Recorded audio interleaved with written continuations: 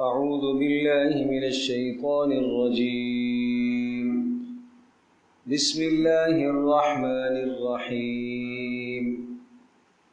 لقد كان لسبإ في مسكنهم آية جنتان عن يمين وشمال كلوا من رزق ربكم واشكروا له بلدة طيبة ورب غفور. فأعرضوا فأرسلنا عليهم سيل العرم وبدلناهم بجنتيهم جنتين ذواتي أكل خمط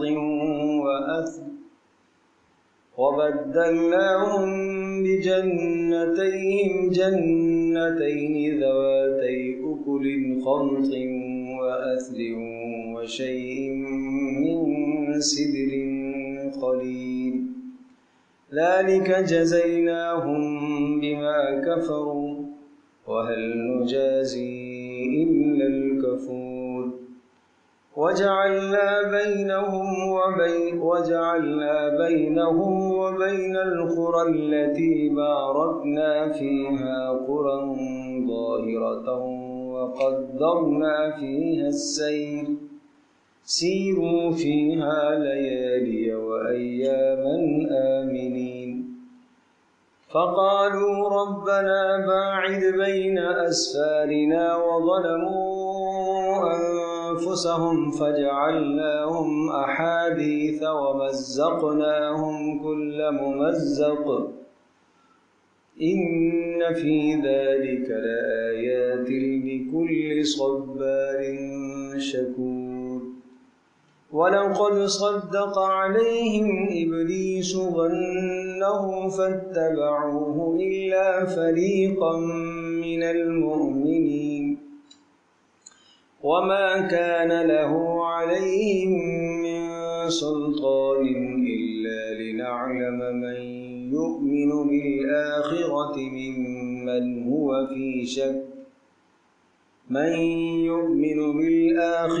ممن هو منها في شك وربك على كل شيء حفيظ.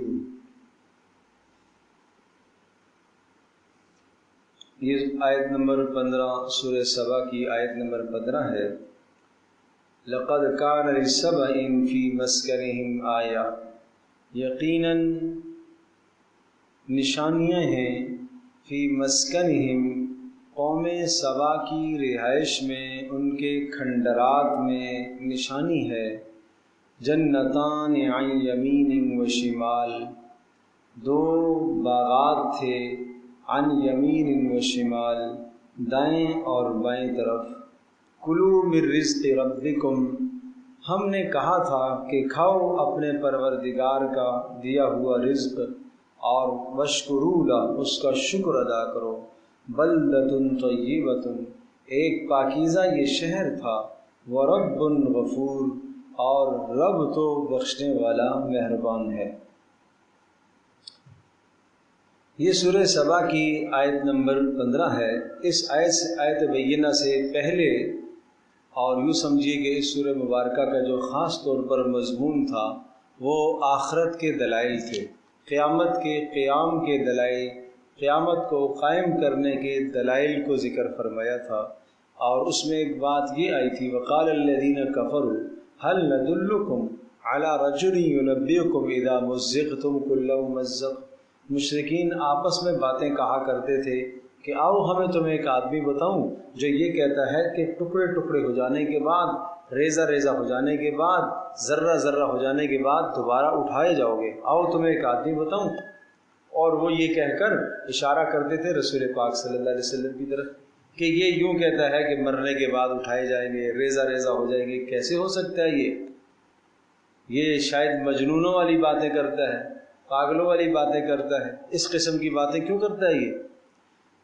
تو قیامت کے قائم کرنے پر پھر دلائل دیے اور پھر واقعہ سنایا حضرت داؤد علیہ الصلاۃ والسلام کا، حضرت سلیمان علیہ الصلاۃ والسلام کا، اللہ نے ان کو کتنے بڑے اختیارات دے رکھے تھے، اس کے باوجود بھی اللہ پاک کی توحید کو وہ ماننے والے تھے، اللہ کا شکر ادا کرنے والے تھے۔ اور پھر اللہ تبارک و تعالیٰ نے دنیا کے عذاب کا ایک نمونہ یہاں ذکر فرمایا، قوم سبا کے حال۔ جو پاک پروردگار قیامت قائم کر کے آخرت میں عذاب، جزا اور سزا کے فیصلے نافذ کرے گا، وہ کبھی کبھی اس دنیا میں بھی عذاب کی شکلوں کو لے کے آتا ہے۔ لہذا قوم سبا کی حالت سے تمہیں غور کرنا چاہیے، اور ان کی زندگی سے اور ان کے حالات سے تمہیں عبرت حاصل کرنی چاہیے۔ یہ قوم سبا یہ یمن کا علاقہ ہے، اور یمن میں سبا نامی ایک شخص تھا، اور اس کے 12 بیٹے تھے، اور 12 بیٹوں کی آگے نسلیں چلی، اور پھر اس کے بعد اس قوم کا جو بادشاہ ہوتا تھا اس کو بھی سبا ہی کہتے تھے، اور اس طرح سے ان کی بڑی مضبوط سلطنت تھی یمن کے اندر۔ اور یمن کا جو شہر تھا معارب، وہاں ان کا دارالحکومت تھا، اور بڑا منظم ان کا نظام تھا۔ چونکہ اس علاقے کے اندر کوئی پانی کا وافر سامان اور انتظام نہیں ہے، جب بارشیں ہوتی تھیں تو بارشوں کے پانیوں سے زمینوں کو سیراب کیا جاتا تھا، اور یہ دور دراز کے اور قرب و جوار کے تمام صحراؤں سے ایسا کرتے تھے کہ بارشوں کے پانیوں کو جمع کر کے لے آتے، اور جمع کر کے ایک ڈیم بنایا ہوا تھا بہت بڑا، چھوٹے چھوٹے ڈیم بہت سارے تھے اور بند باندھے ہوئے تھے، اور ایک مخصوص طریقے سے اس پانی کو جمع کر لیتے، اور بارشوں میں اس پانی کو جمع کرتے، اور پھر اس پانی کے ذریعے سے اپنی کھیتیوں کو، باغات کو سیراب کرتے۔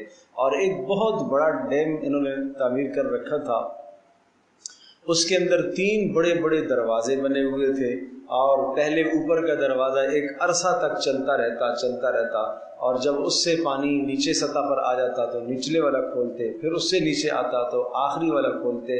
یوں سمجھیں کہ پورے سال میں یہ پانی ان کی فصلوں کے لیے، زمینوں کے لیے، اور زراعت اور کاشتکاری کے لیے یہ پانی وافر اور کافی ہوتا تھا۔ پھر اس جو انہوں نے ڈیم باندھا ہوا تھا، اس سے باہر انہوں نے بہت بڑا حوض، تالاب بنا کر رکھا تھا۔ یعنی ڈیم سے پانی نکل کر اس حوض میں گرتا تھا، اور اس حوض سے 12 نہریں انہوں نے آگے بنائی ہوئی تھی، جو ان کے علاقوں کو اور باغات اور سبزیوں کو اور کھیتوں کو سیراب کرتی تھی۔ تو اس طرح سے یہ سرسبز و شاداب علاقہ تھا۔ پھر یوں سمجھیے کہ یہ جو ڈیم تھا، اس ڈیم کے دائیں طرف بھی بائیں طرف دونوں طرف پہاڑ تھے، چھوٹی چھوٹی پہاڑیاں تھیں، اور پہاڑیوں کے ساتھ ساتھ ان کی فصلیں تھیں اور کھیتیاں تھیں۔ تو یہ جو قرآن کہتا ہے کہ 2 باغ تھے، 2 باغ نہیں سمجھ لو کہ قطاروں کے اندر یہ 2 قطاریں تھیں باغوں کی، ایک دائیں میں ایک بائیں میں، 2 قطاریں تھیں باغوں کی، اور جہاں تک نگاہ پہنچتی یہ باغات ہی باغات ان کے نظر آتے تھے، اور ہر قسم کا میوہ ان باغات میں ہوتا تھا، ہر قسم کا پھول وہاں پر موجود ہوتا تھا۔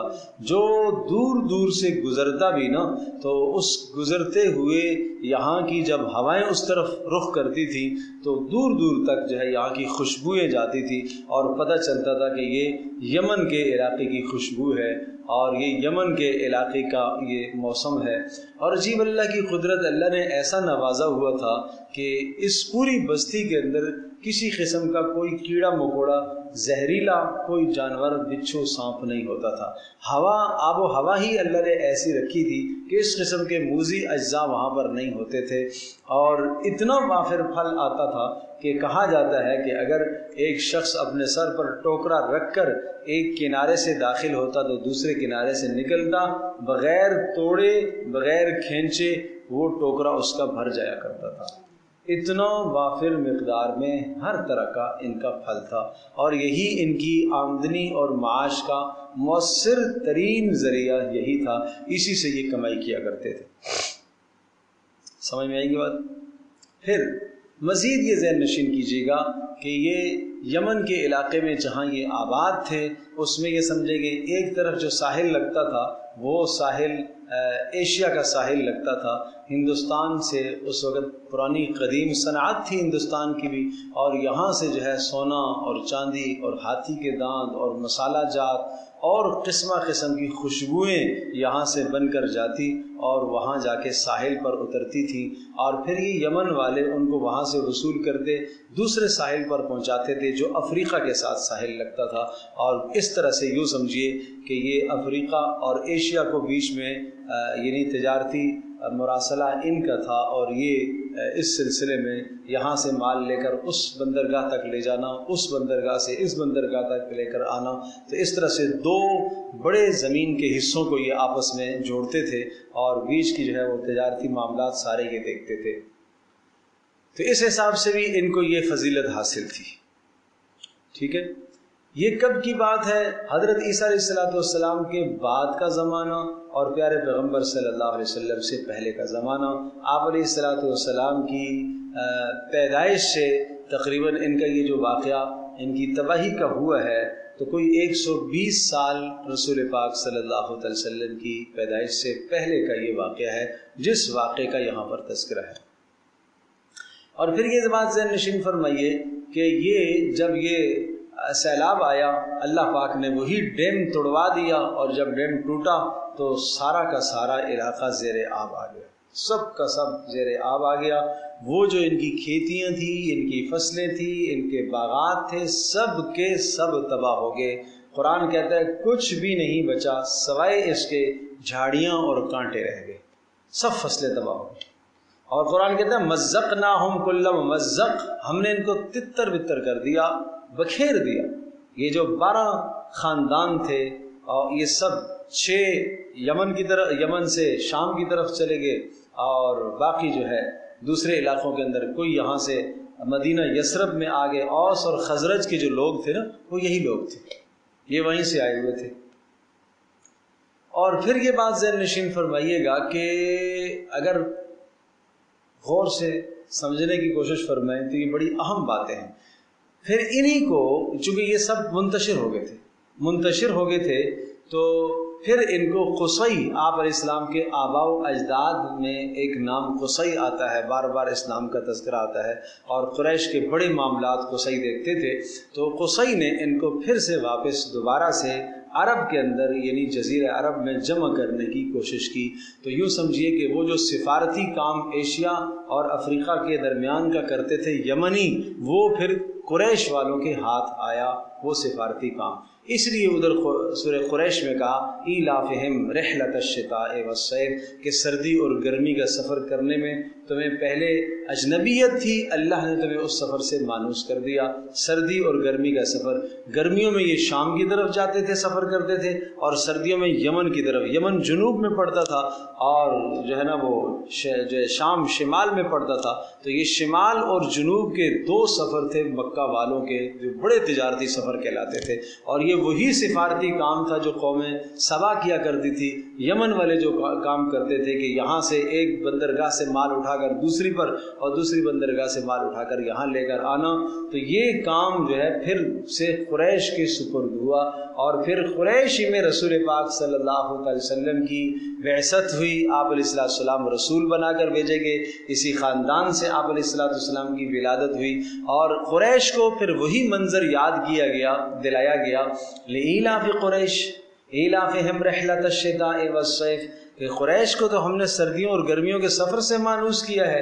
پہلے تو اچک لیے جاتے تھے، ہر جگہ چوری اور ڈکیتی ہو جایا کرتی تھی، ان کے قافلے کوئی لوٹتا نہیں تھا، اس لیے کہ یہ قریشی ہیں، اور بیت اللہ کی وجہ سے ان کی دھاک لوگوں کے دلوں میں بیٹھ گئی تھی، اس لیے کہ بیت اللہ کو جب ابرہہ نے تباہ کرنے کا سوچا تھا تو ابابیلوں کے ذریعے سے اللہ پاک نے، پرندوں کے ذریعے سے اللہ پاک نے انہیں تباہ کر دیا۔ جب وہ چھوٹے چھوٹے پرندوں کے ذریعے سے انہیں اللہ نے تباہ کر دیا تو قریش کی اہمیت لوگوں کے دلوں میں بیٹھ گئی کہ شاید یہ کوئی بہت بڑے بلند لوگ ہیں، اور یہ اہمیت بٹھانا کیوں تھی؟ اس لیے کہ رسول پاک صلی اللہ علیہ وسلم کی پیدائش اور آپ کی بعثت اسی خاندان سے ہونی تھی، کہ گویا کہ قریش کی اہمیت بیٹھے گی تو قریش اول مانیں گے، اور قریش کی اہمیت ہوگی تو محمد رسول اللہ صلی اللہ علیہ وسلم کی اہمیت لوگوں کے دلوں میں بیٹھے گی۔ ٹھیک ہے، وہی منظر یاد دلایا کہ فَلْيَعْبُدُوا رَبَّ هَذَا الْبَيْتِ، اس گھر کے رب نے تمہیں عزت دی ہے، اطعمہم من جوع وآمنہم من خوف، جس نے تمہاری تجارت کے راستوں کو بحال کیا، جبکہ یہاں کوئی تجارتی صورت نہیں تھی، تمہارے تجارتی راستے اس اللہ نے بحال کیے۔ سال میں تم 2 سفر کرتے ہو، یمن کا اور شام کا، اور اس سفر کے نتیجے میں تمہیں بڑی تجارتیں اور بڑے اموال حاصل ہوتے ہیں، اور یہ اللہ کا فضل ہے کہ اللہ نے تمہیں امن دیا ہے، اللہ نے تمہیں کھانا دیا ہے، تو اس کے نتیجے میں تمہیں اس پروردگار کی بندگی کرنی چاہیے اور شرک کو چھوڑ دینا چاہیے۔ تو بہت بڑی گہری مناسبت ہے قریش کی قوم سبا کے ساتھ، اس حساب سے یہ یاد رکھنے کا ہے، یہ تاریخی پس منظر یاد رکھنے کا ہے۔ تو بہرحال اس طرح سے ان کے بڑے ڈیم تھے، کئی تھے، اور بڑا ڈیم جو بنا ہوا تھا اس کو عارم بھی کہتے ہیں اور صد بھی کہتے ہیں۔ حجاز کی زبان میں اس کو صد کہتے ہیں، حجاز والوں کی، مکہ والوں کی زبان میں، اس طرف کی زبان میں اس کو صد کہتے ہیں، صد، اور یمن والوں کی زبان میں اس کو عارم کہتے ہیں۔ یہی بڑا ڈیم سیل العارم۔ اب دیکھیے ذرا، لقد کان لسبع فی مسکنہم آیہ، فرمایا نشانی ہے، لقد کان لسبع، قوم سبع کے مسکنوں میں، ان کے کھنڈرات میں تمہارے لیے نشانی ہے۔ جنتان عن یمین و شمال، اس ڈیم کے دائیں اور بائیں جانب باغات تھے۔ میں نے عرض کیا کہ 2 قطاریں تھیں، جنتان سے مراد 2 بڑی قطاریں تھیں، تا حد نگاہ وہ باغات نظر آتے تھے۔ کلوا من رزق ربکم، ہم نے حکم دیا کہ اپنے پروردگار کا رزق کھاؤ، واشکروا لہ، اور اللہ کا شکر ادا کرو۔ بلدۃ طیبہ، یہ پاکیزہ ایک شہر ہے جس میں امن و امان ہے۔ بلدۃ طیبہ کا معنی امن و امان بھی موجود ہے، اور اسی طرح سے کوئی ایسی ناگہانی آفت بھی نہیں ہے، اور اسی طرح سے فضا بھی خراب نہیں ہے، اچھی اور پر رونق فضا ہے، اور صحت افزا فضا ہے اس شہر کی، اور ورب الغفور، اور رب تو بخشنے والا مہربان ہے، کہ اگر کوئی کوتاہی ہو بھی گئی تو اللہ پاک کیا کرے گا؟ درگزر کر دے گا، اللہ کی طرف رجوع کرتے رہو۔ لیکن فَأَعْرَضُوا، انہوں نے اللہ تبارک تعالیٰ کے احکام سے روگردانی کی، اللہ کے حکموں سے انہوں نے منہ موڑا، چونکہ گزشتہ حضرت عیسیٰ علیہ السلام کا دین تھا، تو لہذا اس دین عیسوی سے انہوں نے منہ موڑا اور سرکشی میں مبتلا ہوئے۔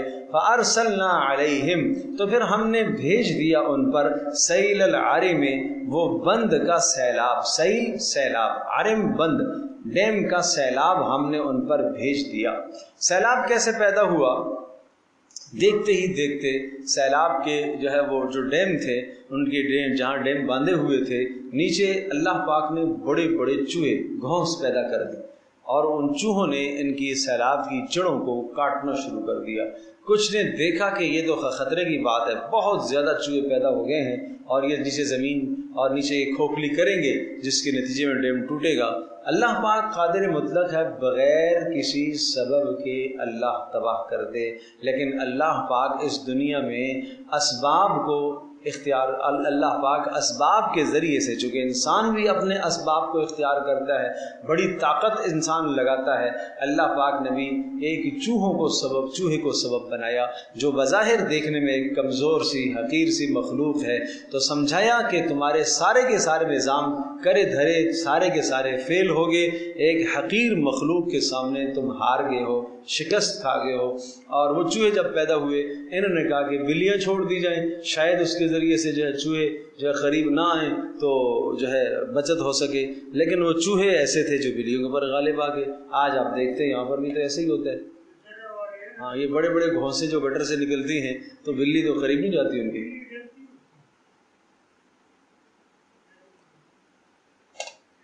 سمجھے بھائی؟ تو ظاہر سی بات ہے کہ وہ بلیاں پیچھے ہو گئی تو یہ چوہے غالب آ گئے، اللہ کا عذاب تھا۔ تو پھر وہ ڈیم ٹوٹا تو سیلاب آیا۔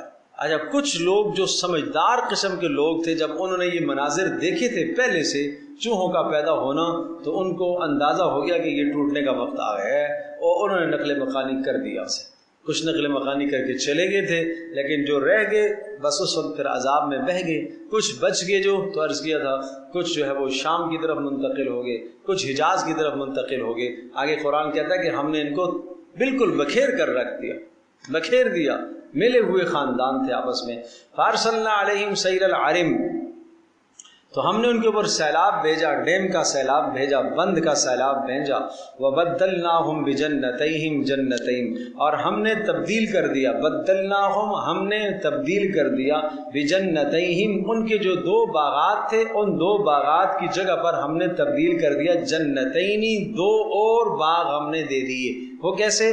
ذواتی اکل خمط، ایسے کہ جن کا پھل بے مزہ، خمط بد مزہ، وَأَصْلٍ اور اسی طرح سے وہ جھاڑیاں تھیں یا پیلو کے درخت، خمط پیلو کے درخت بد مزہ، اور اسی طرح سے اصل جھاؤ اور جھاڑیاں، وَشَيْءٍ مِّن سِدْرٍ قلیل اور کچھ جنگلی بیریاں تھیں لیکن ان میں بھی کوئی ذائقہ نہیں تھا. پہلے ہر قسم کا پھل تھا، اب ان پھلوں کی جگہ پر کیا اگ آیا ہے؟ جھاڑیاں اگ آئی ہیں اور اسی طرح سے پیلوں کے درخت اگ آئے ہیں، اور کوئی جنگلی بیری تھوڑی سی بس، وہ بھی نہ ہونے کے برابر، اور وہ بھی بے ذائقہ اور بد ذائقہ. اس طرح سے ہم نے ان کے باغات کو تباہ کر دیا. اب اگلی بات سننے کی، کیوں تباہ کیا ہے اللہ؟ قوم سبا کے باغات کو، لہلہاتے باغات کو، سبزہ زار کو، ان کی وادیوں کو، ان کی کھیتیوں کو، اے اللہ تو نے کیوں تباہ کیا؟ اور یہ سب کے سب کیوں عذاب میں بہہ گئے؟ سمجھنے کی ضرورت ہے، عبرت ہے. ذالک جزیناہم بما کفروا، یہ عذاب اس لیے آیا، یہ ہم نے بدلہ دیا ہے ان کے کفر کا، یہ ہم نے بدلہ دیا ہے ان کی ناشکری کا. کفروا کا ترجمہ اکثر مفسرین نے یہاں ناشکری سے کیا ہے کہ یہ ہم نے ان کی ناشکری کی سزا دی ہے. کفر. آج جو عذاب اس وقت ہمارے اوپر مسلط ہے اور ملک کا اکثر حصہ اس کی لپیٹ میں آیا ہوا ہے، یہ بھی کیا ہے؟ اس کو آپ دیکھو، قرآن کہتا ہے لَقَدْ كَانَ فِيهِ ذِكْرُكُمْ، قرآن میں تمہارا ذکر ہے، قرآن میں تمہارا تذکرہ ہے، لیکن کوئی قرآن پڑھے تو تذکرہ سمجھے نا. افلا تعقلون، کیا تم عقل نہیں رکھتے ہو، سمجھ نہیں رکھتے ہو؟ قرآن میں تمہارا تذکرہ ہے. کہاں تذکرہ ہے؟ یہ تذکرہ ہی تو ہے، یہ ہمارے حالات کے مطابق بات ہے کہ نہیں؟ فرمایا یہ کیوں عذاب آیا؟ ذالک جزیناہم بما کفروا، یہ ہم نے ان کو سزا دی ہے ان کی ناشکری کی. اچھا یا اللہ، یہ سزا تو نے ناشکری کی دی ہے، قوم سبا کو دی ہے، کیا یہ انہی کے ساتھ خاص ہے؟ نہیں. اگلی دیکھو، وَهَلْ نُجَازِي إِلَّا الْكَفُورَ، اور ہم ناشکروں کو ایسا ہی بدلہ دیا کرتے ہیں، ناشکروں کو ایسا ہی بدلہ ہمیشہ سے دیا کرتے ہیں اور یہی بدلہ دیتے رہیں گے. حل نجازی الا الکفور، ایسے ہی بدلہ دیتے رہیں گے. استقبال مضارع کا صیغہ ہے، ہم اسی طرح سے بدلہ دیتے رہیں گے ناشکروں. تو لہٰذا آج بھی اس وقت جو عذاب کی شکل بنی ہوئی ہے، یہ کیا ہے؟ یہ ناشکری کا نتیجہ ہے. اللہ پاک کی نعمتوں کی قدردانی نہ کرنا ناشکری، اللہ کی نعمتوں کو ناجائز استعمال کرنا یہ ناشکری ہے، اللہ کی نعمتوں میں اسراف کرنا یہ ناشکری ہے. ناشکری کا مطلب کیا آپ سمجھتے ہیں؟ ناشکری کا صرف مطلب یہی تھوڑا ہی ہے کہ ایک آدمی کوئی زبان سے کوئی لفظ بولے. نعمت اللہ نے عطا فرمائی ہے جس مقصد کے لیے، اس مقصد میں اس نعمت کو نہیں استعمال کر رہا تو ناشکری ہے. بے جا پیسے کو بہا رہا ہے تو ناشکری ہے. پیسہ اللہ نے عطا فرمایا تھا اور سامنے ایک حاجت مند اور ضرورت مند آیا ہے، اس کو دینا چاہیے، اس کو نہیں دے رہا، یہ ناشکری ہے، یہ ناشکری ہے. اور پھر اس پیسے کو اپنی مالی، اپنی ذاتی صلاحیت سمجھ رہا ہے کہ یہ جو کچھ مجھے ملا ہوا ہے یہ میری ذاتی صلاحیت ہے، میرا اپنا کمال ہے. تو اس کو اپنا کمال سمجھنا، اس کو اللہ کا فضل نہ سمجھنا، یہ بھی ناشکری ہے. یہ سب ناشکری کی صورتیں. تو فرمایا وَهَلْ نُجَازِي إِلَّا الْكَفُورَ، ناشکروں کو تو ہم ایسی ہی سزا دیا کرتے ہیں. تو میرے عزیز دوستو بزرگو، ہمیں بھی اپنے حال پر غور کرنا چاہیے. آج اگر عذاب کی شکلیں ملک کے مختلف علاقوں کے اندر عذاب کی شکلیں ہیں تو یہ ہمارے لیے عبرت ہے اور سمجھنا ہے. اگر ہم اللہ کا شکر نہ ادا کریں تو وہ عذاب کی شکلیں ہمارے پاس بھی آ سکتی ہیں. ضروری نہیں ہے یہاں پانی کا عذاب ہو، یہاں کوئی اور شکل اللہ پاک لا سکتا ہے. اللہ تو قادر مطلق ہے. قل هو القادر على ان يبعث عليكم عذابا من فوقكم او من تحت ارجلكم او يلبسكم شيعا ويذيق بعضكم باس بعض. کہا وہ اللہ قدرت رکھتا ہے کہ تمہارے پر اوپر سے عذاب لائے اور نیچے سے عذاب لائے. اوپر سے عذاب بارشوں کا زیادہ ہونا یہ اوپر سے عذاب، اور اسی طرح سے اوپر سے عذاب وقت پر بارشوں کا نہ ہونا، قحط سالی کا ہونا یہ اوپر سے عذاب، اور زمین کے اندر سیلابوں کا آنا یہ نیچے سے عذاب ہے، اور زمین کا بنجر ہو جانا، ناکارہ ہو جانا وہ نیچے کا عذاب ہے۔ اب جہاں جہاں اس وقت سیلاب پھر گیا ہے، فصلیں تباہ ہو گئی، اب ان زمینوں کو دوبارہ کاشت کے قابل ہوتے ہوتے ہوتے وقت لگے گا۔ یہ اللہ کے عذاب کی شکلیں ہیں۔ اور کیا ارشاد فرمایا، او یلبسکم شیعا، یا ہم اس بات پر قدرت رکھتے ہیں، اللہ قدرت رکھتا ہے کہ عذاب کی یہ شکل پیدا کر دے کہ تمہیں آپس میں اختلاف میں ڈال دے، اور تم آپس میں ایک دوسرے کی جان کے در پہ ہو جاؤ، امن تمہارا تباہ ہو کر رہ جائے، بھائی بھائی سے خوف کھانے لگ جائے۔ یہ کیا ہے؟ یہ عذاب کی شکل ہے۔ تو میرے عزیز دوستوں اور بزرگوں، ہم سب کو سوچنا چاہیے، ہمیں اللہ کی طرف متوجہ ہونا چاہیے، اپنے اعمال کی خیر لینی چاہیے، خبر لینی چاہیے کہ ہم کس قسم کے اعمال کر رہے ہیں، کیا ہمارے اعمال اللہ کے عذابوں کو دعوت تو نہیں دے رہے۔ وَجَعَلْنَا بَيْنَهُمْ وَبَيْنَ الْقُرَى الَّتِي بَارَكْنَا فِيهَا۔ اب یہ سمجھیے گا، یہ قوم سبا یہ یمن میں آباد تھی، اور یمن سے یہ شام تک تجارتی سفر کرتے تھے اور اپنا مال شام کو لے کے جاتے تھے، اور وہاں سے پھر واپس مال لے کر آتے تھے۔ تو ایک عجیب منظر تھا کہ جب یہ یہاں سے شام کی طرف جاتے تھے، جو راستہ تھا وہ بڑا کشادہ راستہ تھا، اور عجیب بات، راستہ کشادہ ہونے کے ساتھ ساتھ بھی آباد راستہ تھا، بے خوف و خطر راستہ تھا، راستے میں کوئی لوٹ کسوٹ کا خدشہ اور خطرہ نہیں تھا۔ انہوں نے یہ جو راستہ، یہ شاہراہ تعمیر کی تھی، یہ شاہراہ بھی اسی طور پر تعمیر کی تھی کہ ایک دن میں ایک قافلہ کتنا سفر کر سکتا ہے، سمجھو بھائی، کتنا سفر کر سکتا ہے، کتنے میل سفر کر سکتا ہے۔ وہ جتنے میل گھوڑے پر، گدھے پر، اونٹ پر، خچر پر سفر ہوتا تھا، اتنے سفر کے بعد ایک پھر بستی ہوتی تھی، اور اس بستی کے نشانات جہاں ختم ہوتے، اگلی بستی کے نشانات شروع ہو جاتے تھے۔ تو لہٰذا ہر بستی پر کھانے پینے کی اشیاء اور ضرورت کا سارا سامان راستے میں مل جاتا تھا، کوئی کسی بھی جگہ سے سامان اسٹاک کر کے لے جانے کی ضرورت نہیں ہوتی تھی، اس لیے کہ ہر جگہ وافر سامان مل جاتا تھا۔ اور مزید یہ کہ کسی قسم کا اسلحہ ساتھ لینے کی ضرورت نہیں ہوتی تھی، اس لیے کہ بے خوف و خطر راستہ تھا، ہر جگہ اپنائیت ہی اپنائیت تھی۔ گویا یمن سے لے کر شام تک، جس کو سورہ ہجر میں شارع امام مبین کہا گیا، وَإِنَّهُمَا لَبِإِمَامٍ مُبِينٍ، یہ بستیاں جو ہے حضرت لوط علیہ السلام کی قوم کی بستیاں، یہ اسی راستے پر پڑتی تھی۔ امام مبین، کشادہ واضح راستہ تھا۔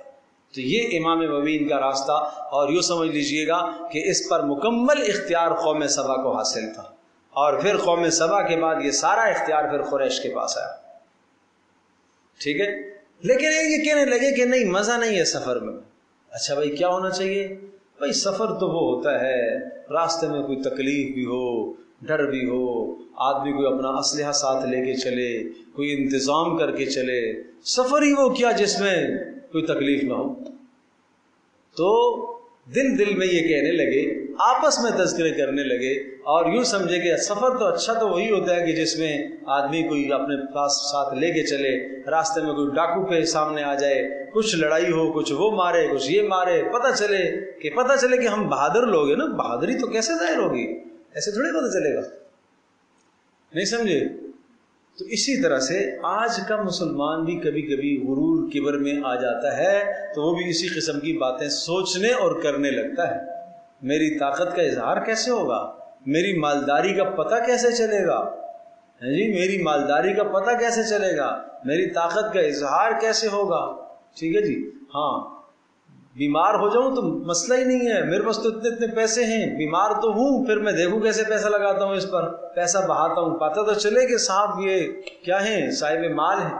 اس قسم کے فرسودہ خیالات آج کل کا مالدار بھی اپنے ذہن اور دل اور دماغ میں لاتا ہے، وہ بھی سوچتا ہے، لیکن اس سوچ کا انجام بد ہوتا ہے۔ اب دیکھیے، سنیے کیا ارشاد فرمایا، وَجَعَلْنَا بَيْنَهُمْ، ہم نے نعمت ان کو عطا کی ہے، وَجَعَلْنَا، اور ہم نے بنا رکھا تھا، بَيْنَهُمْ، ان کے درمیان، یعنی یمن سے لے کر، وَبَيْنَ الْقُرَى الَّتِي بَارَكْنَا فِيهَا، اور اس بستی کے درمیان جہاں ہم نے برکت دے رکھی تھی، یعنی شام، بارکنا فیہا سے مراد کون سی بستی ہے؟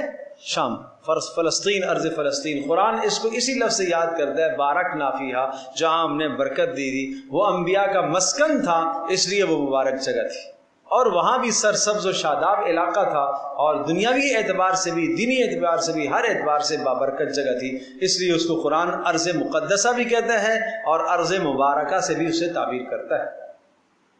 تو یمن سے لے کر اس ارض شام تک جہاں ان کی آمدرفت ہوتی تھی، ہم نے بنا دیا، کیا بنا دیا تھا؟ قرن ظاہرتن، یہ مفعول بہ ثانی ہے جعلنا کے لیے، ہم نے ان کی بستی یعنی یمن اور شام جہاں جایا کرتے تھے اس کے درمیان میں قرن ظاہرتن بہت ساری بستیاں آباد کر دی تھی، اور یہ بستیاں آباد کرتی تھی ایک ایک فاصلے پر، منزل کے فاصلے پر، جہاں رات کو جا کے قیام کر لیتے تھے، سرائے بنے ہوئے ہوتے تھے اور آرام سے وہاں اطمینان سے ٹھہرتے تھے، اور مزید یہ کہ وہاں والے لوگ اکرام بھی کر لیا کرتے تھے، لہذا کوئی کسی قسم کی مشکل نہیں ہوتی تھی۔ وَقَدَّرْنَا فِيهَا السَّيْرَ، اور ہم نے ان کے درمیان میں سفر کو مقدر کر رکھا تھا، ہم نے ایک اندازہ سفر کا مقرر اس طرح سے کیا ہوا تھا کہ ایک ایک منزل کے بعد ان کو ٹھہرنا ہوتا تھا، اور ہم نے حکم دے رکھا تھا سیرو فیہا، ان علاقوں کے اندر تم سفر کرو، لیالیہ، راتوں کو بھی، و ایامن، اور دنوں کو بھی، آمینین، کیسے؟ امن کے ساتھ، کوئی خوف نہیں، نہ مال کے لٹنے کا خدشہ ہے اور نہ تمہاری جان کے ضائع ہونے کا خدشہ ہے، خوب اطمینان سے سفر کرو، یہ ہم نے ان کو نعمت دے رکھی تھی۔ لیکن انہوں نے کیا کہا؟ فقالو، کہنے لگے۔ اب یہ کہنا زبان سے کہنا ضروری نہیں ہے، اپنے خیالات کا آنا، دل میں پختہ خیال کا آ جانا کہ نہیں یوں ہونا چاہیے، باہمی تذکروں کا ہونا۔ فقالو، کہنے لگے، ربنا باعد بین اسفارنا، اے اللہ ہمارے سفروں کے درمیان میں دوری پیدا کر دیجئے، یہ بیچ سے جو بستیاں ہیں نا ہٹ جائیں تو پھر مزہ آئے گا، یہ بیچ میں جو بستیاں ہیں آباد بستیاں یہ ہٹ جائیں اور راستہ ذرا وحشتناک ہو جائے نا، پرخطر ہو جائے تو کیا ہوگا؟ پھر ذرا مزہ آئے گا، پھر سفر کا مزہ آئے گا، پھر ہم ساتھ ڈنڈے لیں گے، اسلحہ لیں گے، تلوار لیں گے، پھر پتہ چلے گا ہماری بہادری کا۔ تو خود گویا کہ یوں سمجھے کہ تکلیف کو مانگا ہے انہوں نے، وہی مثال ہے نا، آ بیل مجھے مار والی بات، سمجھو بھائی۔ وَظَلَمُوا أَنفُسَهُمْ، اپنے اوپر خود انہوں نے ظلم کیا، تو پھر جب ظلم کیا تو ظلم کا نتیجہ، اور ظلم کا نتیجہ اللہ کا عذاب ہے۔ فَجَعَلْنَاهُمْ أَحَادِيثَ، ہم نے بنا دیا ان کو، کیا کر دیا؟ کہانیاں بنا دیا۔ احادیث کا معنی کیا ہوا کہ بس اب ان کے تذکرے ہی رہ گئے، ان کی بستیوں کا نام و نشان نہیں بچا، کھنڈرات ہی رہ گئے، ان کا کوئی فرد نہیں بچا، کوئی سرسبز و شادابی نہیں بچی۔ وَمَزَّقْنَاهُمْ كُلَّ مُمَزَّقٍ، اور ہم نے ان کو ٹکڑے ٹکڑے کر دیا۔ یہ بات ہوئی جو میں پہلے عرض کر چکا ہوں کہ 12 خاندان تھے بڑے بڑے ان کے، اور سب کے سب تتر بتر ہو گئے، منتشر ہو گئے، کچھ حجاز میں آ کے آباد ہوئے، تہامہ میں کچھ آباد ہو گئے، کچھ شام کی طرف منتقل ہو گئے، اور کچھ ادھر یثرب میں آ کے آباد ہوئے، جو اوس اور خزرج کہلاتے ہیں، یہ انہی کے لوگ تھے، بچے کچے جو رہ گئے تھے۔ ان فی ذلک لآیات، اس میں کئی نشانیاں ہیں، لکل صبار شکور، ہر صبر کرنے والے کے لیے۔ کس کے لیے؟ صبر کرنے والا، مصائب پر صبر کرنے والا، دین پر جمنے والا، شکور اور شکر گزار کے لیے بڑی نشانیاں ہیں۔ بھائی شکر گزار کو شکر گزاری کا اہتمام کرنا چاہیے۔ وَلَقَدْ صَدَّقَ عَلَيْهِمْ إِبْلِيسُ ظَنَّهُ فَاتَّبَعُوهُ إِلَّا فَرِيقًا مِنَ الْمُؤْمِنِينَ، وَلَقَدْ صَدَّقَ، اور سچ کر دیا، علیہم ان کے اوپر، ابلیس شیطان نے، ظنہ اپنا گمان، شیطان کا گمان کیا تھا؟ لَأَحْتَنِكَنَّ ذُرِّيَّتَهُ إِلَّا قَلِيلًا لَأُغْوِيَنَّهُمْ، کہ میں ان سب کو گمراہ کروں گا۔ وہ جو شیطان نے قسمیں کھا کر کہا تھا اللہ کے دربار میں، جب اللہ نے اسے جنت سے نکالا تھا تو اس نے کہا تھا میں ان سب کو گمراہ کروں گا، تو یہ آج شیطان کا گمان ان پر کیا ہوا؟ سچا ہو گیا۔ اسی طرح سے آج کے دور میں بھی شیطان کا گمان سچا ثابت ہو رہا ہے کہ نہیں ہو رہا؟ یہ نہ سمجھو کہ یہ تو قوم سبا کا تذکرہ ہے، ہم تو اس سے مستثنا ہیں، یہ صرف ان کا حال ہے، ہم مستثنا ہیں۔ نہیں بھائی، ہمارا بھی حال ہے، ہمارا بھی یہ حال ہو سکتا ہے۔ اللہ پاک ہم سب کی حفاظت فرمائے۔ تو یہ سبا، قوم سبا سین کے ساتھ ہے، اور ایک صبا نام ہوتا ہے، صبا، باد صبا، صبح کی ہوا، وہ صاد کے ساتھ ہوتا ہے، جو نام رکھتے ہیں عام طور پر عورتوں کے، وہ صبا صاد کے ساتھ ہوتا ہے۔ اللہ اکبر۔ فاتبعوہ، تو یہ سب کے سب کس کے پیچھے لگ گئے؟ شیطان کے پیچھے اس کی اتباع، الا فریق من المؤمنین، ہاں ایک جماعت جو تھی، کچھ لوگ ایسے تھے مخلصین جو تھے، جو اللہ کی بندگی میں لگے رہے اور اللہ تبارک و تعالیٰ نے ان کو بہرحال بچایا، وہ محفوظ رہے۔ وما كان له عليهم من سلطان الا لنعلم من يؤمن بالآخرة ممن هو منها في شك۔ اب سوال یہ کہ شیطان کا گمان ان پر ثابت ہوا، تو پھر کیا شیطان کو اللہ نے تسلط دیا تھا ان پر؟ کہا نہیں، وما كان له عليهم من سلطان، شیطان کا ان پر کوئی تسلط تو نہیں تھا، کوئی زبردستی اور جبر تو شیطان نہیں کرتا، شیطان تو ایک گمراہی کا راستہ دکھاتا ہے۔ اور اس کو آپ جوڑیں سورہ ابراہیم کی ایک آیت کے ساتھ، وقال الشیطان لما قضی الامر ان اللہ وعدکم وعد الحق وعدتکم فاخلفتکم وما كان لی علیکم من سلطان الا ان دعوتکم فاستجبتم لی۔ جب جنتی جنت میں چلے جائیں گے، جہنمی جہنم میں چلے جائیں گے، اور جہنمی یہ شیطان کے سامنے آ کر وبیلا مچائیں گے کہ تو نے ہمیں گمراہ کیا تھا، تیری وجہ سے ہم جہنم میں آئے ہیں، تو شیطان وہاں ایک جگہ پر بیٹھ کر خطاب کرے گا جہنم میں، وہ بھی ہوگا، کیا کہے گا؟ ما کان لی علیکم من سلطان، میں نے کوئی تمہارے اوپر داؤ اور زبردستی تو نہیں کی، الا ان دعوتکم، میں نے تمہیں بس بلایا، فاستجبتم لی، تو تم نے میری اتباع کر لی۔ فلا تلومونی ولوموا انفسکم، تم آج مجھے ملامت نہ کرو، اپنے آپ کو ملامت کرو۔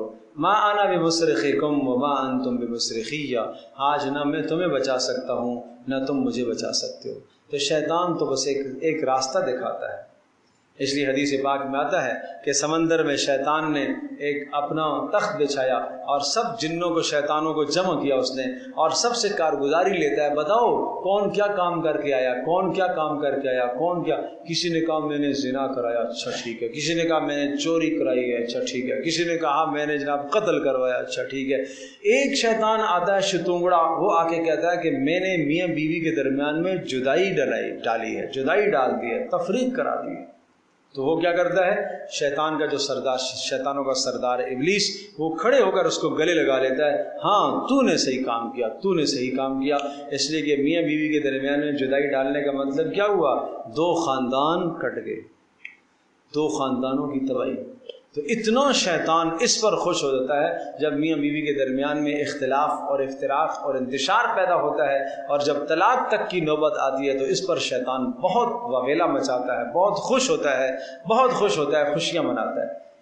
اس لیے حدیث پاک میں آتا ہے نا، اشر الناس منزلۃ، بدترین انسان قیامت کے دن وہ ہوگا جو میاں بیوی کے درمیان میں جدائی ڈالے، بیوی کے دل میں شوہر کی نفرت، شوہر کے دل میں بیوی کی نفرت ڈالے، اور اس قسم کی بیجا کی شکایات لے کر آئے۔ ایسا نہیں کرنا چاہیے، ایسا نہیں کرنا چاہیے۔ گھر کے اندر جو ہے وہ بڑی خواتین ہیں، اور بیٹا جب گھر میں آتا ہے تو بہو کی ساری شکایتوں کا پلندہ لا کے سامنے رکھ دیتی ہے، اور خیال بھی کرو کہ شکایات معقول بھی ہیں کہ نہیں۔ اگر غیر معقول شکایات ہیں اور آپ کی ان شکایات کے نتیجے میں ان کے دلوں میں ایک دوسرے کے لیے نفرت آ گئی تو یہ اچھا نہیں ہے، گھر تباہ ہو جائے گا، زندگی برباد ہو جائے گی۔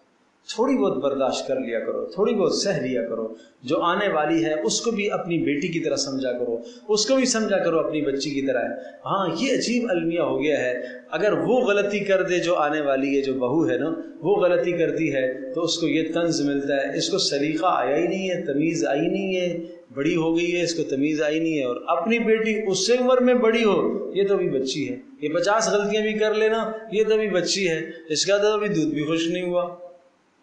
تو بھائی یہ ظلم ہے، یہ ظلم ہے، یہ الگ الگ جو معیار ہو گئے نا، بہو کا معیار الگ ہو گیا، بیٹی کا معیار الگ ہو گیا، یہ غلط ہے، یہ غلط ہے۔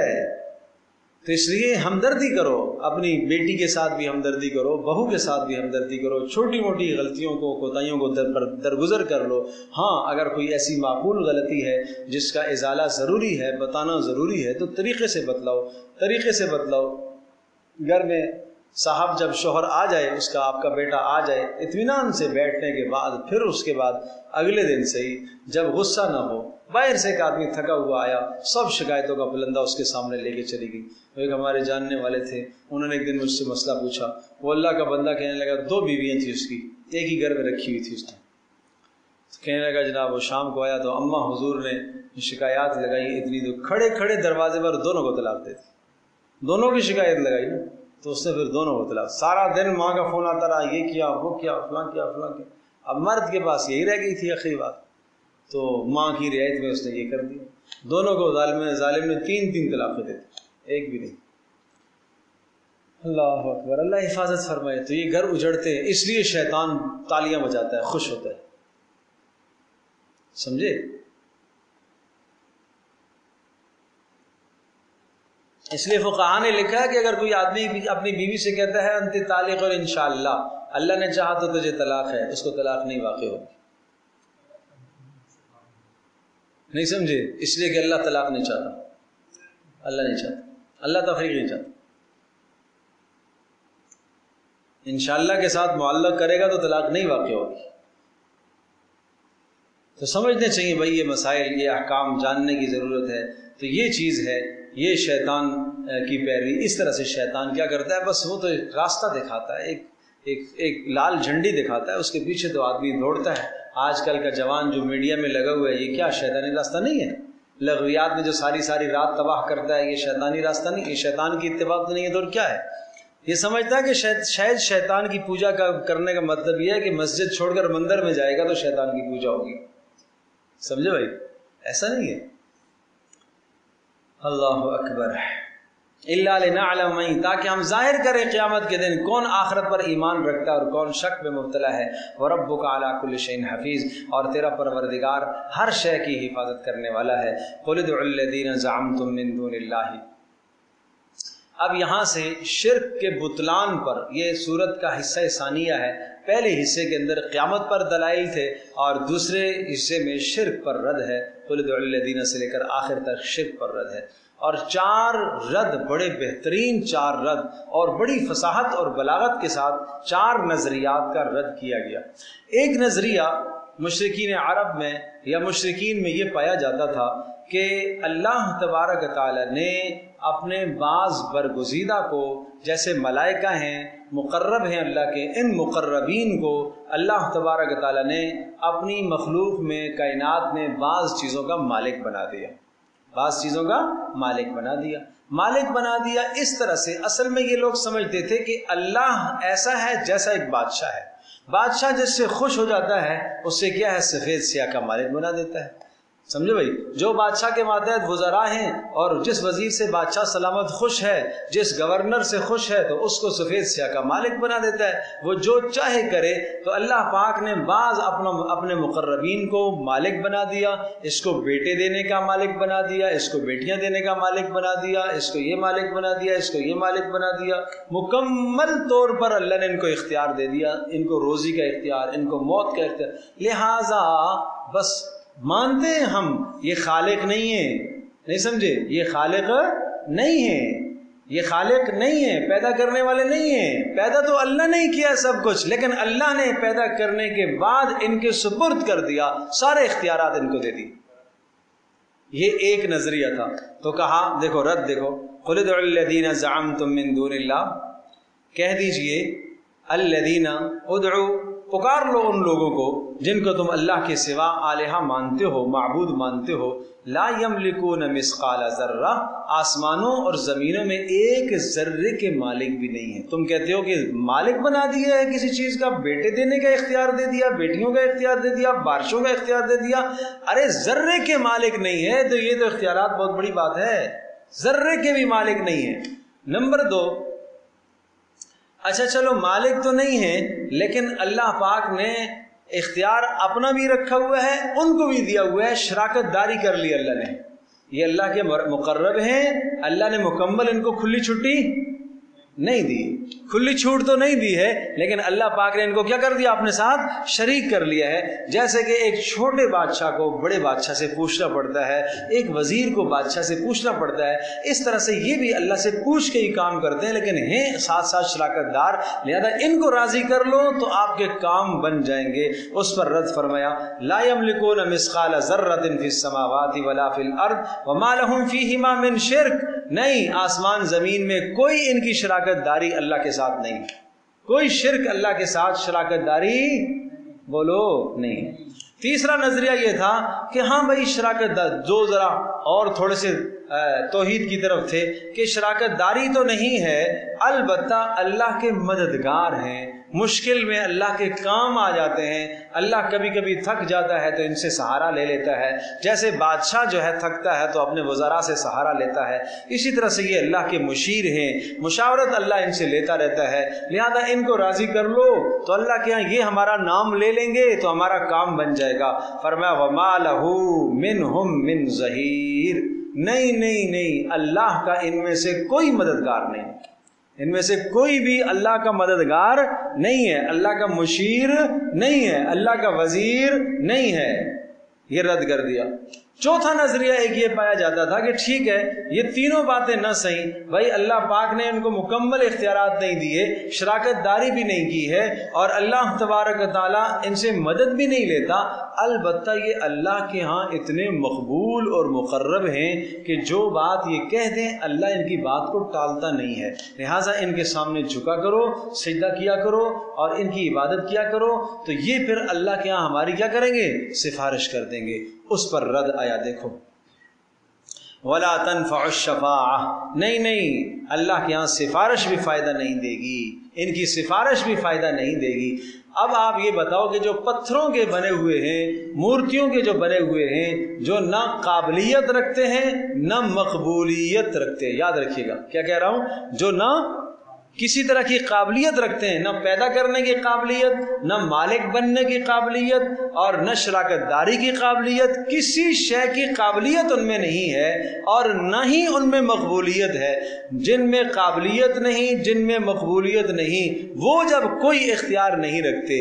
اب آگے آؤ، جو اللہ کے یہاں قابل بھی ہیں مقبول بھی ہیں، ملائکہ، جب ملائکہ کو کوئی اختیار نہیں ہے، جو قابل بھی ہیں اور مقبول بھی ہیں، تو یہ نہ قابل نہ مقبول ان کو کیسے اختیار ہو سکتا ہے؟ اس لیے آگے ملائکہ کا واقعہ سنایا، دیکھو اِلَّا لِمَنْ أَذِنَ لَهُ، مگر وہ سفارش کر سکتا ہے اللہ کے یہاں جس کو اللہ اجازت دے گا، حَتَّى إِذَا فُزِّعَ عَنْ قُلُوبِهِمْ، یہاں تک کہ گھبراہٹ جب ان کے دلوں سے زائل ہوتی ہے، قَالُوا مَاذَا قَالَ رَبُّكُمْ، اس وقت یہ کہتے ہیں کہ کیا کہا تمہارے رب نے، قَالُوا الْحَقَّ، یہ اس وقت کی بات ہوتی ہے جب اللہ پاک اپنا کوئی حکم نافذ کرنا چاہتا ہے، کوئی نیا حکم اللہ کا آتا ہے، زمین پر آسمان پر کوئی حکم آتا ہے، اللہ تبارک و تعالیٰ اس حکم کو ذکر کرتا ہے حملۃ العرش کے سامنے، جو ملائکہ عرش کو اٹھانے والے ہیں، ان کو پتہ چلتا ہے، وہ تسبیح کرتے ہیں، اور یہ تسبیح اشارہ ہوتا ہے کہ کوئی حکم اللہ کا بڑا آنے والا ہے، اور حملۃ العرش کی تسبیح کی آواز سن کر آسمانوں والے تسبیح کرتے ہیں، آسمان والوں کی تسبیح کو سن کر زمین والے تسبیح کرتے ہیں، پوری کائنات زمین و آسمان اللہ کی تسبیح سے گونج اٹھتا ہے جب اللہ کا کوئی حکم آنے لگتا ہے۔ پتہ نہیں کیا ہونے لگا، کس پر عذاب آنے لگا، کیا پتہ ہم نہ مارے جائیں، یوں فرشتے ڈر رہے ہیں، کیا پتہ ہم نہ مارے جائیں، ہمارے پر کوئی عذاب نہ آ جائے، کیا پتہ زمین کے کس خطے پر اللہ کا عذاب ہونے لگا ہے۔ فرشتوں کے خوف کا اور ڈر کا یہ حال ہوتا ہے، اللہ کے عذاب سے وہ اتنا ڈرتے ہیں۔ آج انسان بے خوف، انسان نہیں ڈرتا، اور جب گھبراہٹ یعنی مدہوشی کی کیفیت فرشتوں پر آ جاتی ہے جب اللہ کا کوئی حکم نافذ ہونے لگتا ہے، اور جب وہ حکم ہو چکا ہوتا ہے پھر ملائکہ آپس میں ایک دوسرے سے پوچھتے ہیں، زمین والے آسمان والا کیا بات ہوئی، کیا حکم آیا، آسمان والے حملۃ العرش سے پوچھتے ہیں کیا حکم آیا، وہ بتاتے ہیں ہاں بھائی یہ حکم آیا، یہ حکم آیا، فلاں قوم پر عذاب آ رہا، فلاں بستی پر عذاب آ رہا، فلاں کا یہ حکم آ رہا، تو فرشتے کہتے ہیں اچھا چلو اللہ کا شکر ہے ہماری بچت ہو گئی، ہماری جان بچ گئی، ہم عذاب سے بچ گئے۔ بات سمجھے؟ وہ پھر سانس کا جو ہے نا سکھ کا سانس لیتے ہیں اور چین کا سانس لیتے ہیں کہ ہمارا جو ہے ہم بچ گئے۔ دیکھو حتیٰ اذا فزع عن قلوبہم، یہاں تک کہ جب گھبراہٹ ان کی ذہنوں سے ہٹتی ہے اور قلوب سے، قالوا ماذا قال ربکم، تو کہتے ہیں آپس میں کیا کہا تمہارے رب نے، قالوا جواب میں دوسرے کہتے ہیں الحق، ہاں اللہ نے برحق ہی فیصلہ فرمایا، یعنی اللہ پاک کا جو فیصلہ ہے وہ ہمارے لیے عذاب سے متعلق نہیں ہے۔ وَهُوَ الْعَلِيُّ الْكَبِيرُ، اور اللہ بلندیوں والا اور بڑائی والا ہے۔ قُلْ مَنْ يَرْزُقُكُم مِّنَ السَّمَاءِ وَالْأَرْضِ، بھلا یہ بتاؤ یہ رزق تمہیں کون دیتا ہے؟ اللہ ہی دیتا ہے، تو پھر اسی کے لیے نظر و نیاز، اسی کا دیا ہوا رزق اس کی راہ میں خرچ کرو۔ قل من یرزقکم من السماوات والارض، بتاؤ آسمان اور زمین میں کون رزق دیتا ہے؟ قل کہہ دیجئے اللہ، اللہ ہی دیتا ہے۔ اللہ اکبر، اللہ ہی دیتا ہے۔ وَإِنَّا أَوْ إِيَّاكُمْ لَعَلَى هُدًى أَوْ فِي ضَلَالٍ مُبِينٍ، اور کہہ دیجئے یا ہم، وَإِنَّا ہم، أَوْ إِيَّاكُمْ یا تم، لَعَلَى هُدًى ہدایت پر ہیں یا گمراہی پر ہیں۔ بڑا عجیب انداز ہے، تبلیغ کا بڑا عجیب انداز ہے، بحث مباحثے کا بڑا عجیب انداز ہے۔ دلائل سارے سمجھا دیے، غور کرو، دلائل سارے سمجھا دیے جہاں سے رکوع شروع ہوتا تھا، بتا دیا کہ جن کو تم پکارتے ہو آسمان زمین کے خالق، تو تم بھی مانتے ہو کہ وہ خالق نہیں ہے۔ بتا دیا کہ مالک نہیں ہے، ذرے کے مالک بھی نہیں ہے۔ نمبر 2 بتا دیا کہ ان کی اللہ کے ساتھ کوئی شراکت داری بھی نہیں ہے۔ نمبر 3 بتا دیا کہ اللہ کے معین اور مددگار بھی وہ نہیں ہیں۔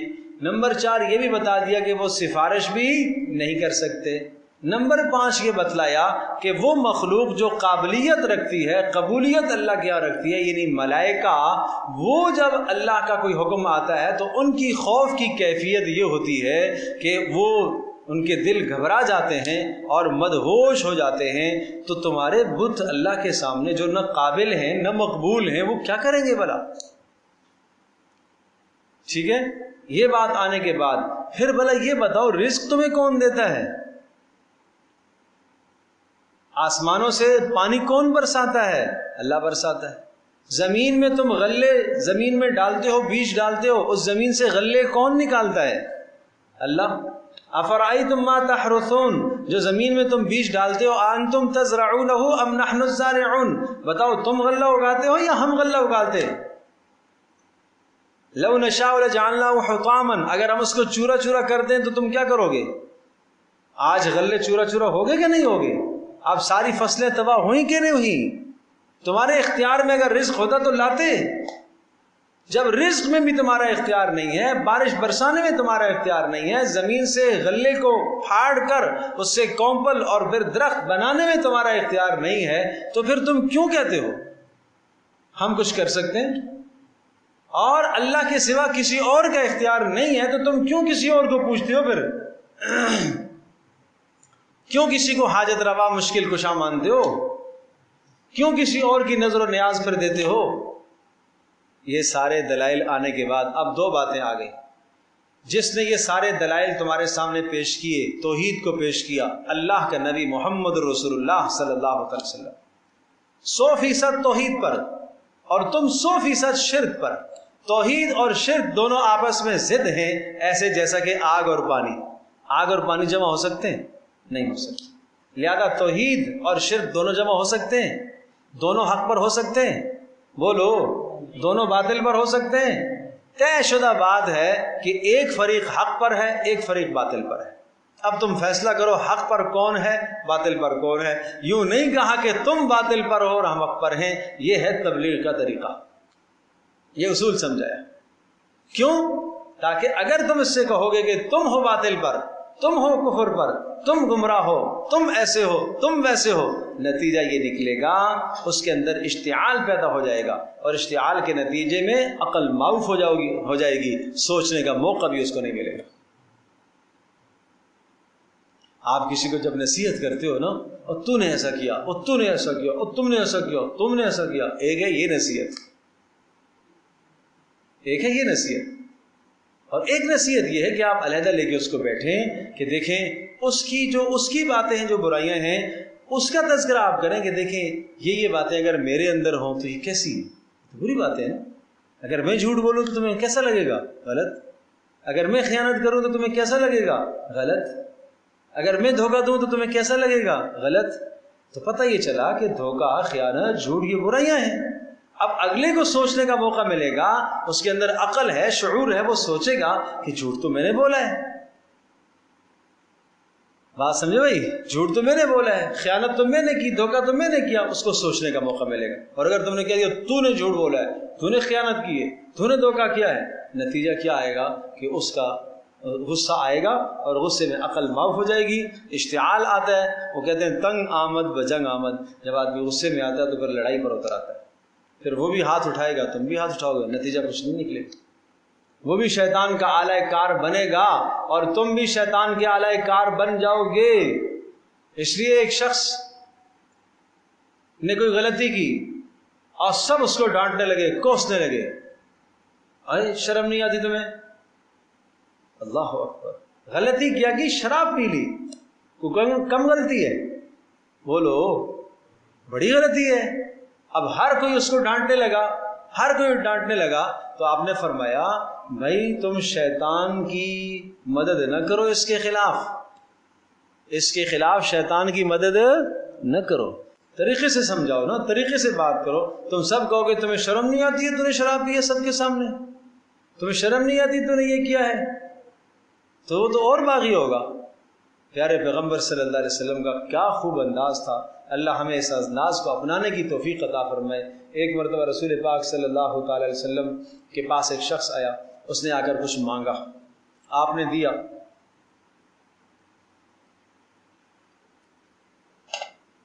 اس نے اور مانگا, آپ نے اور دیا, اس نے اور مانگا, آپ نے اور دیا. پھر بھی اس نے تھوڑا سمجھا, غصہ ہو گیا. جب غصہ ہو گیا, ناراض ہو کے جانے لگا, تو غصہ اس نے کیا تو صحابہ نے بھی اس کو ڈانٹا اور غصہ ہوا. آپ علیہ السلام نے صحابہ کو چپ کرایا. آپ اس کو لے گئے اپنے حجرے میں, لے گئے وہاں جا کے آپ نے اس سے اطمینان سے تسلی سے آپ نے بات فرمائی, اور آپ نے پوچھا جو تجھے یہ دیا یہ دیا یہ دیا یہ کم ہے؟ نہیں بہت دیا ہے. جب اس نے اقرار کیا کہ بہت دیا, تو پھر آپ نے فرمایا اب یہ اقرار جا کے باہر بھی کر لو اپنے ساتھیوں کے سامنے, جو ان کی دلوں میں تمہارے بارے میں میل آئی ہے تاکہ اتر جائے. اور مسجد میں آ کے اس نے پھر اسی طرح سے اقرار کیا کہ ہاں بھائی مجھ سے غلطی ہو گئی ہے, اور آپ نے جو دیا ہے بہت کچھ عطا کیا ہے. بس معاملہ رفع دفع ہو گیا. آپ نے فرمایا میری, تمہاری اور اس شخص کی مثال. آپ نے فرمایا ایک مالک کا اونٹ بھدک جائے, مالک کا اونٹ بھدک جائے, بھاگنے لگ جائے, اور سب بھاگے اس کو پکڑنے کے لیے, تو اونٹ نے کیا کرنا ہے؟ بھاگنا ہی ہے نا. لیکن مالک گیا آہستہ آہستہ آہستہ آہستہ, اس نے جا کر اس کی گردن پر ہاتھ پھیرنا شروع کیا, سر پر ہاتھ پھیرا, پھر اس کی نکیل پکڑ لی اور پکڑ کے لے آیا اسے. فرمایا میں نے اس کو یوں آہستہ آہستہ آہستہ کر کے پکڑ لیا. اور اگر اسی حالت میں چلا جاتا, اس کے دل میں نفرت ہوتی میرے خلاف, تمہارے خلاف, ایمان کہاں بچتا, اور تمہارے دل میں میل رہ جاتی تو تمہارا کیا حالت.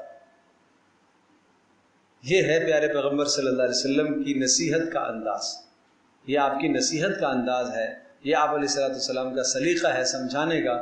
اس طرح سے ہمیں بھی نصیحت کے انداز کو اپنانا چاہیے. چلو اللہم صلی علی محمد. تو یہ بات آئی کہ وَإِنَّا أَوْ إِيَّاكُمْ, ہم یا آپ دونوں میں سے ایک فریق کیا ہے, کس پر ہے؟ حق پر ہے, اور ایک باطل پر ہے. اب تم سوچ لو سوچ لو سوچ لو.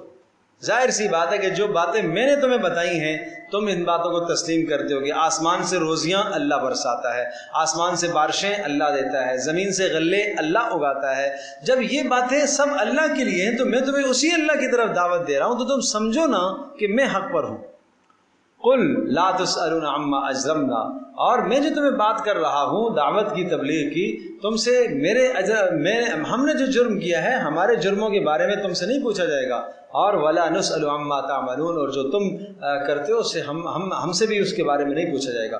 قل یجمع بیننا, ہاں اللہ ہمارا ہمیں جمع کرے گا.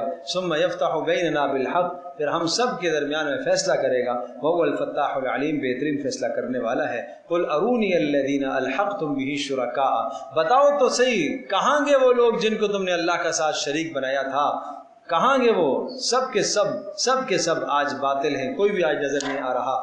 بل هو اللہ العزیز الحکیم, بلکہ اللہ ہی وحدہ لا شریک ہے اور قدرت والا ہے اور حکمت والا ہے. وما ارسلناک الا کافۃ للناس بشیرا ونذیرا, اور اے نبی ہم نے آپ کو سب کے لیے رسول بنا کر بھیجا. آپ کی عموم بعثت کی طرف اشارہ ہے, چاہے معجزہ آئے یا نہ آئے آپ کا کام بشیر اور نذیر ہے. یہ جو آپ سے مطالبہ کر رہے ہیں کہ ایسا معجزہ دکھائیے ایسا معجزہ دکھائیے, یہ آپ کے بس کا نہیں ہے. آپ کے اختیار میں خوشخبری خوشخبریاں سنانا اور ڈرانا آپ کا یہ وظیفہ ہے. وما ارسلناک الا کافۃ، اور ہم نے نہیں بھیجا آپ کو مگر کافۃ للناس، سب انسانوں کے لیے، بشیرن خوشخبریاں سنانے والا، کس کے لیے؟ لمن اطاع، جو اطاعت کرے، ونذیرن اور ڈر سنانے والا، لمن عصا جو آپ کی نافرمانی کرے. ولکن اکثر الناس لا يعلمون، لیکن اکثر لوگ نہیں سمجھتے. کیا نہیں سمجھتے؟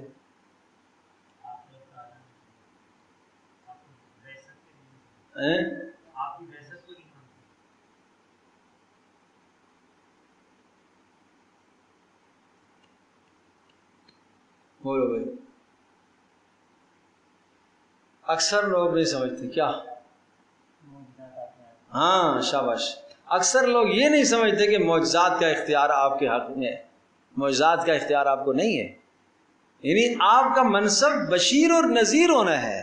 جو لوگ آپ سے معجزات کا مطالبہ کرتے ہیں وہ گویا کہ آپ کے منصب سے ناواقف ہیں. لا يعلمون، آپ کے منصب کو، آپ کی رسالت کو نہیں سمجھتے. وَيَقُولُونَ مَتَىٰ هَٰذَا الْوَعْدُ، اور کہہ دیجئے کہ کب آئے گا یہ وعدہ، ان کنتم صادقین، اگر تم سچے ہو تو پھر یہ قیامت کب آئے گی؟ قل، کہہ دیجئے، لکم میعاد یوم، ایک دن کا وقت ہے، لا تستاخرون عنہ ساعۃ ولا تستقدمون، جس سے ایک دن تم نہ آگے بھی کیے جاؤ گے، ایک گھڑی اور نہ پیچھے کیے جاؤ گے. یعنی وقت اس دنیا میں عذاب کا جب آئے گا، من مات وقعت قیامتہ، جو مر گیا اس کی قیامت تو واقع ہو گئی نا. تو وہ گھڑی جو آنے والی ہے اس سے آگے پیچھے نہیں ہوگا. وقال الذین کفروا لن نؤمن بهذا القرآن، یہاں سے براءت کا اظہار ہے. براءت کا اظہار یعنی جو اس دنیا کے اندر جو آدمی کسی باطل نظریے پر چلتا ہے اور کسی کی پیروی کرتا ہے باطل میں، کسی کی پیروی کرتا ہے کس میں؟ باطل نظریے میں، باطل اعمال میں، باطل سوچ میں، نظریے میں، سوچ میں، عقائد میں کسی گمراہ کے پیچھے چلتا ہے، تو یہ گمراہ کرنے والا قیامت کے دن براءت کا اظہار کرے گا اور کہے گا ہمارا اور تمہارا کوئی تعلق نہیں. تو اس براءت کا یہاں بیان ہے کہ دیکھو قیامت کے دن آج جن کے پیچھے تم چلتے ہو یہ تمہارا کوئی کام نہیں آ سکتے، تمہارے کسی کام نہیں آ سکتے. قیامت کے دن یہ تم سے بیزاری کا اظہار کرے.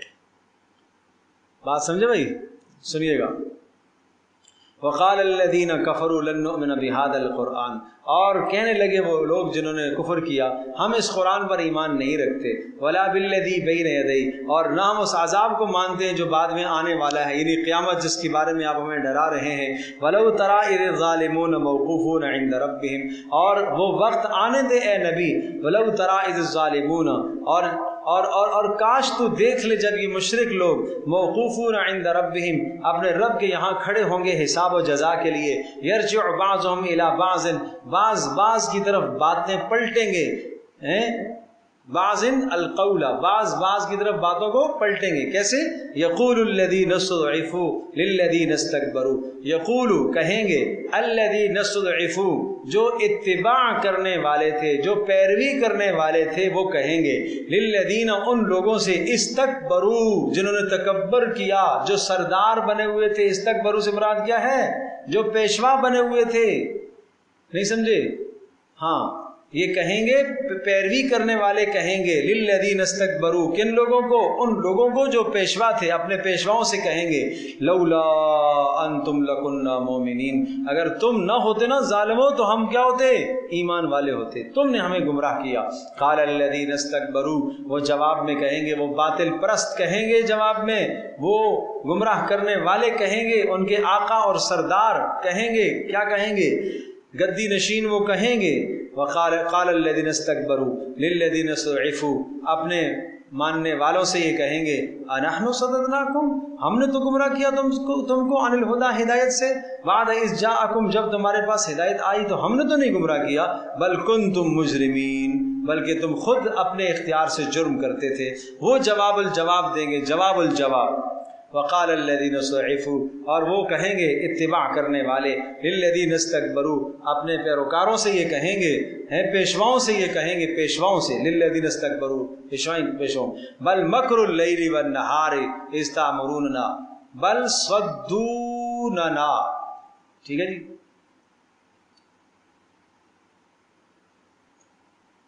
کہ روکا ہے ہمیں اللہ کی یاد سے کس چیز نے؟ مکرکم فی اللیل والنہار، جو دن رات میں تم فریب اور دھوکے کرتے تھے نا ہمارے ساتھ، ان دھوکوں کی وجہ سے ہم گمراہ ہوئے ہیں۔ تم دن کو بلاتے تھے، ہم دوڑتے ہوئے آتے تھے، تم رات کو بلاتے تھے، ہم دوڑتے ہوئے آتے تھے، اور تم دن کو بھی ہمیں ہرے باغ دکھاتے تھے، رات کو بھی ہمیں ہرے باغ دکھاتے تھے، تو ہم پیچھے آ جاتے تھے۔ بات سمجھے نہیں سمجھے؟ اس لیے استامروننا، جب تم ہمیں حکم دیتے تھے ان نکفر باللہ، اللہ کے ساتھ انکار کرو، تو ہم کرتے تھے۔ انکار کرنے سے مراد یہ کہ یہ تو کوئی نہیں آج تمہیں دنیا میں کہے گا کہ کفر کرو۔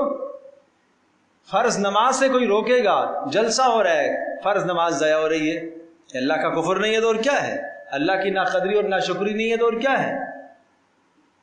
سمجھو بھائی، جلسہ ہو رہا ہے، اس میں ڈانس ہو رہا ہے، اس میں موسیقی ہو رہی ہے، یہ کس کی چاہت پوری ہو رہی ہے؟ یہ اپنے قائد کی چاہت پوری ہو رہی ہے۔ تو یہ قیامت کے دن برات کا اظہار ہوگا کہ نہیں ہوگا؟ سمجھے بھائی؟ اور آج تو یہاں تک صورتحال آ گئی کہ پیغمبروں تک پہنچا دیا ان کو، اپنے اپنے قائدوں کو اور لیڈروں کو کہاں پیغمبروں کا دعوت اور عہدہ دینے لگ گئے۔ یہ ظلم نہیں ہے تو اور کیا ہے بھائی؟ یہ ظلم نہیں ہے تو اور کیا ہے؟ اور یہ صاف صاف یہ قرآن یہ کوئی ماضی کی باتیں تو نہیں کر رہا، یہ آج کی باتیں کر رہا ہے، یہ حال کی باتیں ہیں ساری، کہ قیامت کے دن یہ سب ایک دوسرے کے دشمن ہو جائیں گے، ایک دوسرے سے بیزاری کا اظہار کریں گے، اور جنہوں نے بلایا ہے، گمراہی کے راستوں پر بلایا ہے، غلط راستوں پر بلایا ہے، اور بس صرف ان کو اپنی اس قائد محترم کی بات چاہیے، چاہے کفر ہو، چاہے غلاظت ہو، چاہے کچھ ہو، وہ بات چاہیے۔ اللہ کا حکم ٹوٹے، اللہ کے نبی کی سنت ٹوٹے، ماں باپ کا حق ٹوٹے، برادری کا حق ٹوٹے، اور جناب کسی بیمار کی عزت پامال ہو، اس کا حق ٹوٹے، کوئی احساس اس چیز کا نہیں ہے۔ یہ سب ظلم نہیں ہے تو اور کیا ہے؟ یہ سب کفر ہے۔ اللہ کے حکم کے مقابلے میں کسی کے حکم کو اتنی ترجیح دینا،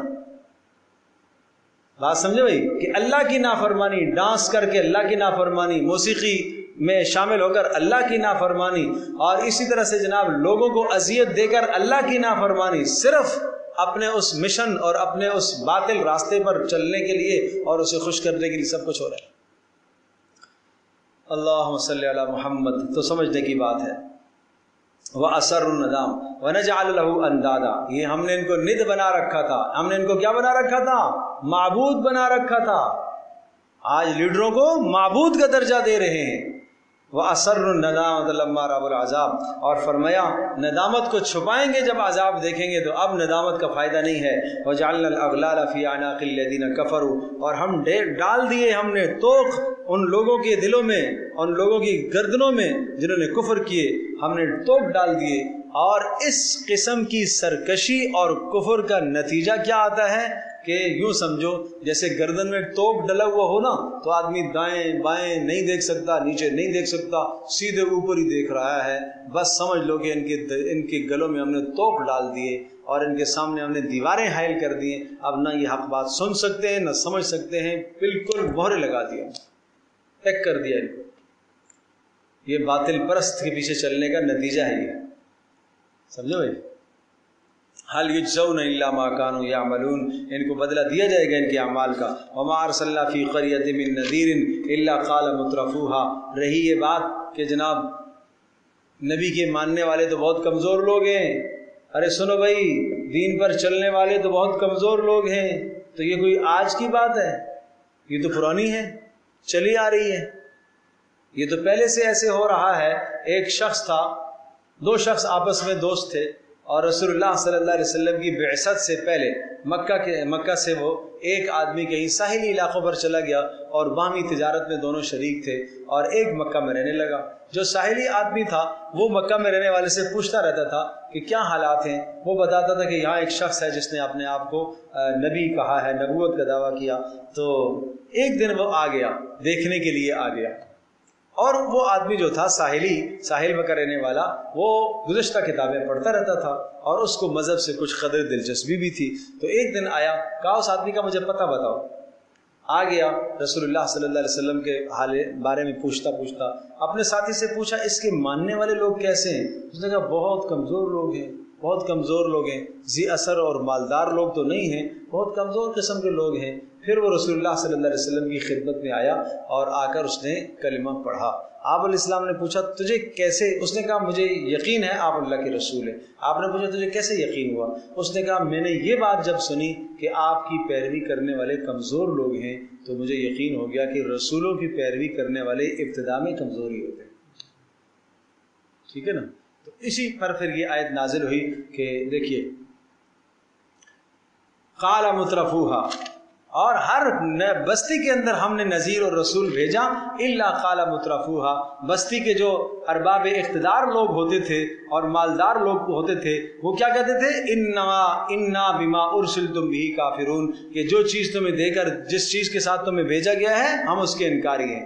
تو ہر بستی والوں نے، ارباب اقتدار نے، مالدار لوگوں نے رسولوں کا پہلے ہی انکار کیا۔ یہ پیچھے سورہ اعراف میں آپ تفصیل سے پڑھ چکے ہیں۔ وہاں پر قال الملا، سرداروں نے کہا نبی کی مخالفت میں پیش یہ لوگ ہوتے ہیں، اس لیے کہ ان کو اپنے مال پر گھمنڈ ہوتا ہے، انہیں یہ احساس ہوتا ہے کہ اگر ہم نے نبی کی پیروی کر لی تو ہماری چودراہٹ ماری جائے گی۔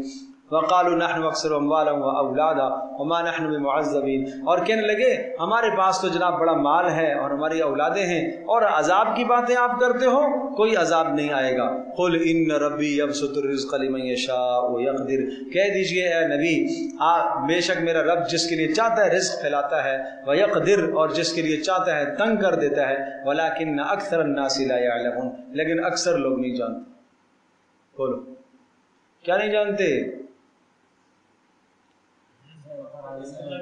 رزق کی فراوانی اور رزق کی تنگی مقبولیت کی دلیل نہیں ہے بھائی، کہ جس کو رزق مل گیا تو وہ مقبول ہے اور جس کو نہیں ملا تو وہ ذلیل ہے، نہیں، ولیکن اکثر الناس لا یعلمون، اکثر لوگ نہیں جانتے۔ آج ہم تو یہی سمجھتے ہیں کہ جس کو مال ملا ہوا ہے اس پر تو بس جی اللہ کی بڑی نوازشیں ہیں، بڑی مہربانیاں ہیں، وہ بھی کہتا ہے میرے پر تو اللہ کی بڑی مہربانیاں ہیں۔ حدیث میں آتا ہے کہ جس آدمی کو تم دیکھو رزق کی فراوانی کے ساتھ نافرمانی کر رہا ہو تو سمجھ لو یہ استدراج ہے۔ استدراج کا معنی ہے اللہ نے اس کو ڈھیل دی ہوئی ہے، اس کی رسی کھینچی جائے گی۔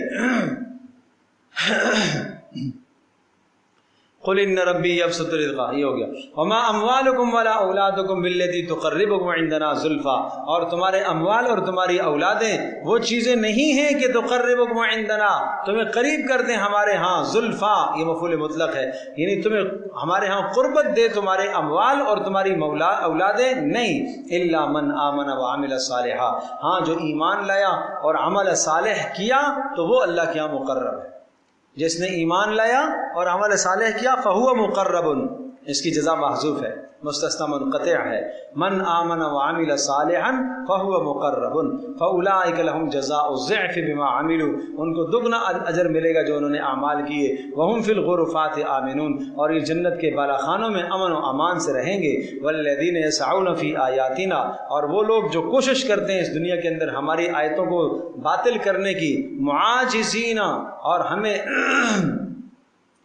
ہرانے کی اور ہمارے نبیوں کو شکست دینے کی کوشش کرتے ہیں، اولئک فی العذاب محضرون، وہ ہمیشہ عذاب میں رہیں گے۔ قل ان ربی یبسط الرزق لمن یشاء من عبادہ ویقدر له، کہہ دیجئے میرا پروردگار رزق کو پھیلاتا بھی ہے، اور لمن یشاء جس کے لیے چاہتا ہے اپنے بندوں میں سے، ویقدر له، اور جس کے لیے چاہتا ہے تنگ کر دیتا ہے۔ اوپر بھی یہی لفظ آیا، نیچے بھی دوبارہ آیا، لیکن تھوڑے سے اضافے کے ساتھ ہے، وہاں ویقدر تھا، یہاں یقدر له۔ کوئی فرق سمجھ میں آیا؟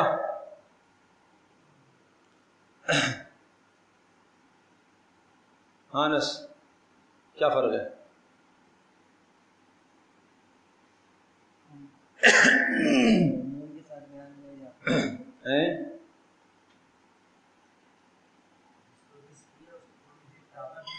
نا اوپر جو ہے نا قل ان ربی یبسط الرزق لمن یشاء، یہ عموم احوال ہے، سمجھے بھائی، اور نیچے جو ہے نا وہاں عموم افراد ہے اور نیچے فرد واحد ہے۔ کیا مطلب؟ اوپر اللہ پاک نے یہ بتایا کہ بست رزق کا پھیلانا اور رزق کا تنگ کرنا جس انسان کے لیے چاہے اللہ، جن لوگوں کے لیے چاہے، جن افراد کے لیے اللہ چاہے رزق پھیلا دیتا ہے، اور جن افراد کے لیے اللہ پاک چاہے رزق کیا کر دیتا ہے؟ تنگ کر دیتا ہے۔ نیچے ایک شخص کے دو حالتوں کو بیان کیا گیا ہے. ایک شخص کے لیے اللہ چاہے رزق پھیلا دیتا ہے, پھر اللہ چاہے اس کے لیے رزق تنگ کر دیتا ہے. اوپر عموم افراد ہے, نیچے خصوص فرد ہے. ٹھیک ہے, یعنی اوپر یہ ہے کہ جس آدمی کے لیے ایک جماعت ہے انسانوں کی, ان کو اللہ نے فراوانی عطا فرمائی ہے, یہ بسط کر دیا, پھیلا دیا, اور ایک جماعت ہے انسانوں کی جن کا رزق اللہ نے کیا کر دیا, تنگ کر دیا. یہ پہلی آیت میں مضمون ہے. دوسرا, ایک ایسا آدمی بھی ہے جس پر دونوں حال آئے. نہیں سمجھے؟ ایک ایسا آدمی بھی ہے جس پر دونوں حال آئے کہ کبھی جناب اس کا رزق تنگ ہوا اور کبھی اس کا رزق اللہ نے پھیلا دیا. یہ قرآن کی فصاحت ہے, بلاغت ہے. وما انفقتم من شیء, اور جو تم خرچ کرو گے فہو یخلف, اللہ اس کا اجر دے گا. وہو خیر الرازقین. ویوم یحشرہم جمیعا, اور تم سب کو جمع کرے گا. ثم یقول للملائکہ, اور پھر کہے گا ملائکہ سے, اللہ پاک کہے گا ملائکہ کو, ہؤلاء ایاکم کانوا یعبدون. اللہ اکبر. اچھا بھلا یہ بتاؤ, ہؤلاء ایاکم, اللہ پاک ملائکہ سے پوچھے گا, ملائکہ تم بتاؤ یہ جن تمہاری یہ مشرکین تمہاری عبادت کرتے تھے, جو تمہیں مقرب مانتے تھے نا اللہ کا, یہ تمہاری بندگی کرتے تھے. پھر سنو, قیامت کے دن اللہ جمع کرے گا. ثم یقول للملائکہ, کس سے کہے گا اللہ پاک؟ ملائکہ سے. کیا کہے گا؟ ہؤلاء ایاکم, کیا یہ لوگ ایاکم کانوا یعبدون تمہاری بندگی کرتے تھے دنیا میں, اور تمہیں انہوں نے معبود بنا رکھا تھا, کیا تمہارے اندر معبود بننے کی کوئی چیز ہے؟ کس سے پوچھے گا اللہ؟ ملائکہ سے. ملائکہ سے کہ تمہیں انہوں نے معبود بنایا ہوا تھا, کیوں؟ قالو, ملائکہ کہیں گے سبحانک, اے اللہ تو پاک ہے, انت ولینا من دونہم, اے اللہ تو ہی ہمارا, اے اللہ تو ہی ہمارا والی ہے, ہمارا کام بنانے والا ہے, نہ کہ یہ. بل کانوا یعبدون الجن, اے اللہ یہ ہماری بندگی نہیں کرتے تھے, یہ جنوں کی عبادتیں کرتے تھے. اکثرہم بہم مومنون, ان میں سے اکثر جنات کی پرستش کرتے تھے. اصل میں جنات کی بات کیوں آئی ہے؟ صافات میں آئے گا. وجعلوا بینہ وبین الجنۃ نسبا, اللہ اور جنوں کے درمیان میں نسب قائم کیا انہوں نے, اور کہا کہ یہ جنات جو ہے نا یہ اللہ کی بیویاں ہیں, اور ان سے پیدا ہونے والے ملائکہ اللہ کی بیٹیاں ہیں. سمجھے بھائی؟ تم ماؤں کو راضی کرو. فَالْيَوْمَ لَا يَمْلِكُ بَعْضُكُمْ لِبَعْضٍ نَفْعًا, آج کے دن کوئی کسی کے لیے مالک نہیں ہوگا نفع کا اور نہ ضرر کا. وَنَقُولُ لِلَّذِينَ ظَلَمُوا, اور ہم کہیں گے ان لوگوں کو جنہوں نے ظلم کیا, ذُوقُوا عَذَابَ النَّارِ الَّتِي كُنْتُمْ بِهَا تُكَذِّبُونَ, بھگتو وہ عذاب, عذاب النار التی, کس کا عذاب؟ التی کنتم بہا, جس کا تم کیا کرتے تھے, جس کو تم التی کس کی صفت ہے؟ نار کی. کس کی؟ نار کی. اور سورہ ادھر الف لام میم سجدہ میں آیا, میں نے وہاں پر بھی بتایا تھا, وہاں پر کیا ہے؟ وہاں پر ذوقوا عذاب النار الذی کنتم بہ تکذبون, وہاں الذی صفت عذاب کی ہے اور یہاں صفت ہے النار کی. فرق ہے بڑا. کیا فرق ہے؟ وہاں پر یہ کہا تھا کہ جناب عذاب چکھو, ذوقوا عذاب النار, اور وہ عذاب جس عذاب کا تم کیا کرتے تھے, انکار کرتے تھے, اور یہاں فرمایا اس آگ کا عذاب چکھو جس آگ کے عذاب کا, جس آگ کا تم انکار کرتے تھے. چونکہ بات پیچھے جنوں کی آئی ہے, اور یہ جن پیدا ہوئے کس سے؟ آگ سے, اس لیے آگ کی خصوصیت کے ساتھ ذکر کیے. سمجھ آگے بات؟ وَإِذَا تُتْلَىٰ عَلَيْهِمْ آيَاتُنَا بَيِّنَاتٍ, اور جب ہماری آیتیں ان پر پڑھ کے سنائی جاتی ہیں, قَالُوا مَا هَٰذَا إِلَّا رَجُلٌ, کہنے لگتے ہیں, اب رسول کے خلاف باتیں کرتے ہیں. قَالُوا, کہنے لگے ہیں, مَا هَٰذَا إِلَّا رَجُلٌ, یہ ایک آدمی ہی تو ہے, يُرِيدُ, چاہتا ہے, أَن يَصُدَّكُمْ, کہ ہمیں روک ڈالے, عَمَّا كَانَ يَعْبُدُ آبَاؤُكُمْ, جس کی ہمارے آبا و اجداد عبادت کیا کرتے تھے, ہمیں ہمارے آبا و اجداد کے طریقے سے یہ روکنا چاہتا ہے. تو یوں رسول پر اعتراض کرتے تھے. نمبر 2, قرآن پر اعتراض. وقالوا ما هذا, کہتے ما هذا نہیں ہے, الا افکن, مگر یہ ایک جھٹلانے والی بات ہے, گھڑا ہوا مفترا, ایک جھوٹ گھڑا ہوا ہے.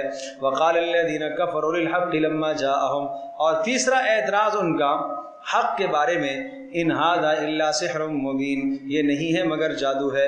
وما آتیناهم من کتب یدرسونها وما ارسلنا الیہم قبلک من نذیر.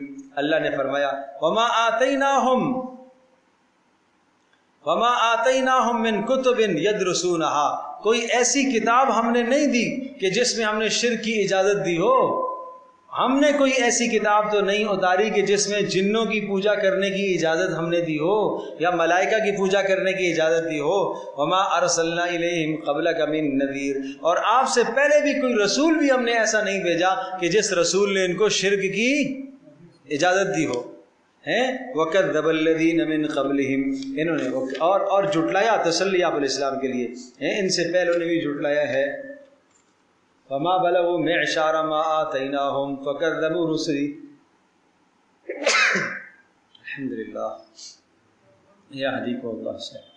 وَمَا بَلَغُوا مِعْشَارَ مَا آتَيْنَاهُمْ، اے نبی آپ تسلی کیجئے، ان سے پہلوں نے بھی جھٹلایا ہے اور ان کو جو کچھ ہم نے دیا تھا. وَمَا بَلَغُوا مِعْشَارَ مَا آتَيْنَاهُمْ، یہ ان کے دیے ہوئے کے 10ویں پر تک بھی نہیں پہنچ سکتے. نہیں سمجھے؟ قوم عاد اور قوم سمود جنہوں نے جھٹلایا، ان کو جو ہم نے طاقت دی، ان کی طاقت اور ان کی طاقت کا موازنہ کرایا، کہا ان کی طاقت کے 10ویں حصے کو بھی نہیں پہنچ سکتے. ان کو جو مال دیا، ٹھیک ہے جی، ان کو جو مال و متاع دیا اور ان کو جو مال دیا، ان کا مال ان کے مال کے 10ویں حصے کو بھی نہیں پہنچ سکتا. ان کو جو ہم نے عمریں دی ہیں، ان کی عمریں اور ان کی عمریں ان کے 10ویں حصے کو بھی نہیں پہنچ سکتے. معشار 10واں حصہ. فَكَذَّبُوا رُسُلِي، ان سب نے جھٹلایا. پھر بتاؤ فَكَيْفَ كَانَ نَكِيرٌ، پھر کیسا انجام ہوا ان جھٹلانے والوں کا. قُلْ إِنَّمَا أَعِظُكُمْ بِوَاحِدَةٍ، اب آخر میں، سورت کے آخر میں ایک دعوت فکر ہے، پھر سے دعوت فکر ہے. چونکہ سورت کا مضمون 2 باتیں تھیں، قیامت پر دلائل تھے اور شرک کا بھرپور رد تھا. قیامت پر دلائل اور شرک کا بھرپور کیا چیز؟ رد تھا. قُلْ إِنَّمَا أَعِظُكُمْ بِوَاحِدَةٍ، کہہ دیجئے آؤ میں تمہیں ایک نصیحت کرتا ہوں. اے نبی آپ اعلان کر دیجئے میں تمہیں کیا کرتا ہوں؟ ایک نصیحت کرتا ہوں، ایک واعظ کرتا ہوں. ایک واعظ تو سن لو، باقی ساری باتوں کو چھوڑ دو، ایک بات تو سن لو. کیا بات؟ ان تقوموا للہ، تم تیار ہو جاؤ، بیٹھ جاؤ اللہ کی رضا کے لیے کسی موقع پر. کیسے؟ مسنا، 2 ہو جاؤ، وفرادا، اکیلے بیٹھ جاؤ، لیکن تعصب سے، ذہن سے خالی ہو کر، متعصبانہ ذہن سے خالی ہو کر. ثم تتفکروا، پھر سوچو. یہ دعوت فکر ہے. کیا سوچو؟ ما بصاحبکم من جنہ، یہ تمہارا ساتھی جو نبی ہے کوئی مجنون تو نہیں ہے؟ ارے نہیں سمجھے، مجنون تو نہیں ہے. اس نبی نے 40 سال کا عرصہ نبوت سے پہلے تمہارے پاس گزارا. کبھی اس نے کوئی مجنونوں والی بات کی؟ کبھی کوئی اخلاق سے گری ہوئی بات کی تمہاری نظروں میں؟ نہیں. تم کیا کہتے تھے؟ یہ صادق اور امین ہے.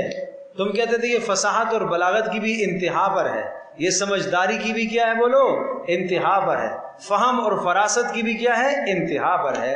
40 سال میں جس شخص نے کوئی جنون کی بات نہیں کی اور اب جو بھی بات کرتا ہے، اگر دنیا کے معاملات کی کوئی بات کرتا ہے تو تم مانتے ہو کہ ہاں یہ بات بڑی سمجھداری کی ہے. صرف ایک بات توحید کی اگر وہ کرے تو تم کہو یہ مجنونوں والی بات ہے. کچھ عقل نہیں ہے تمہارے اندر؟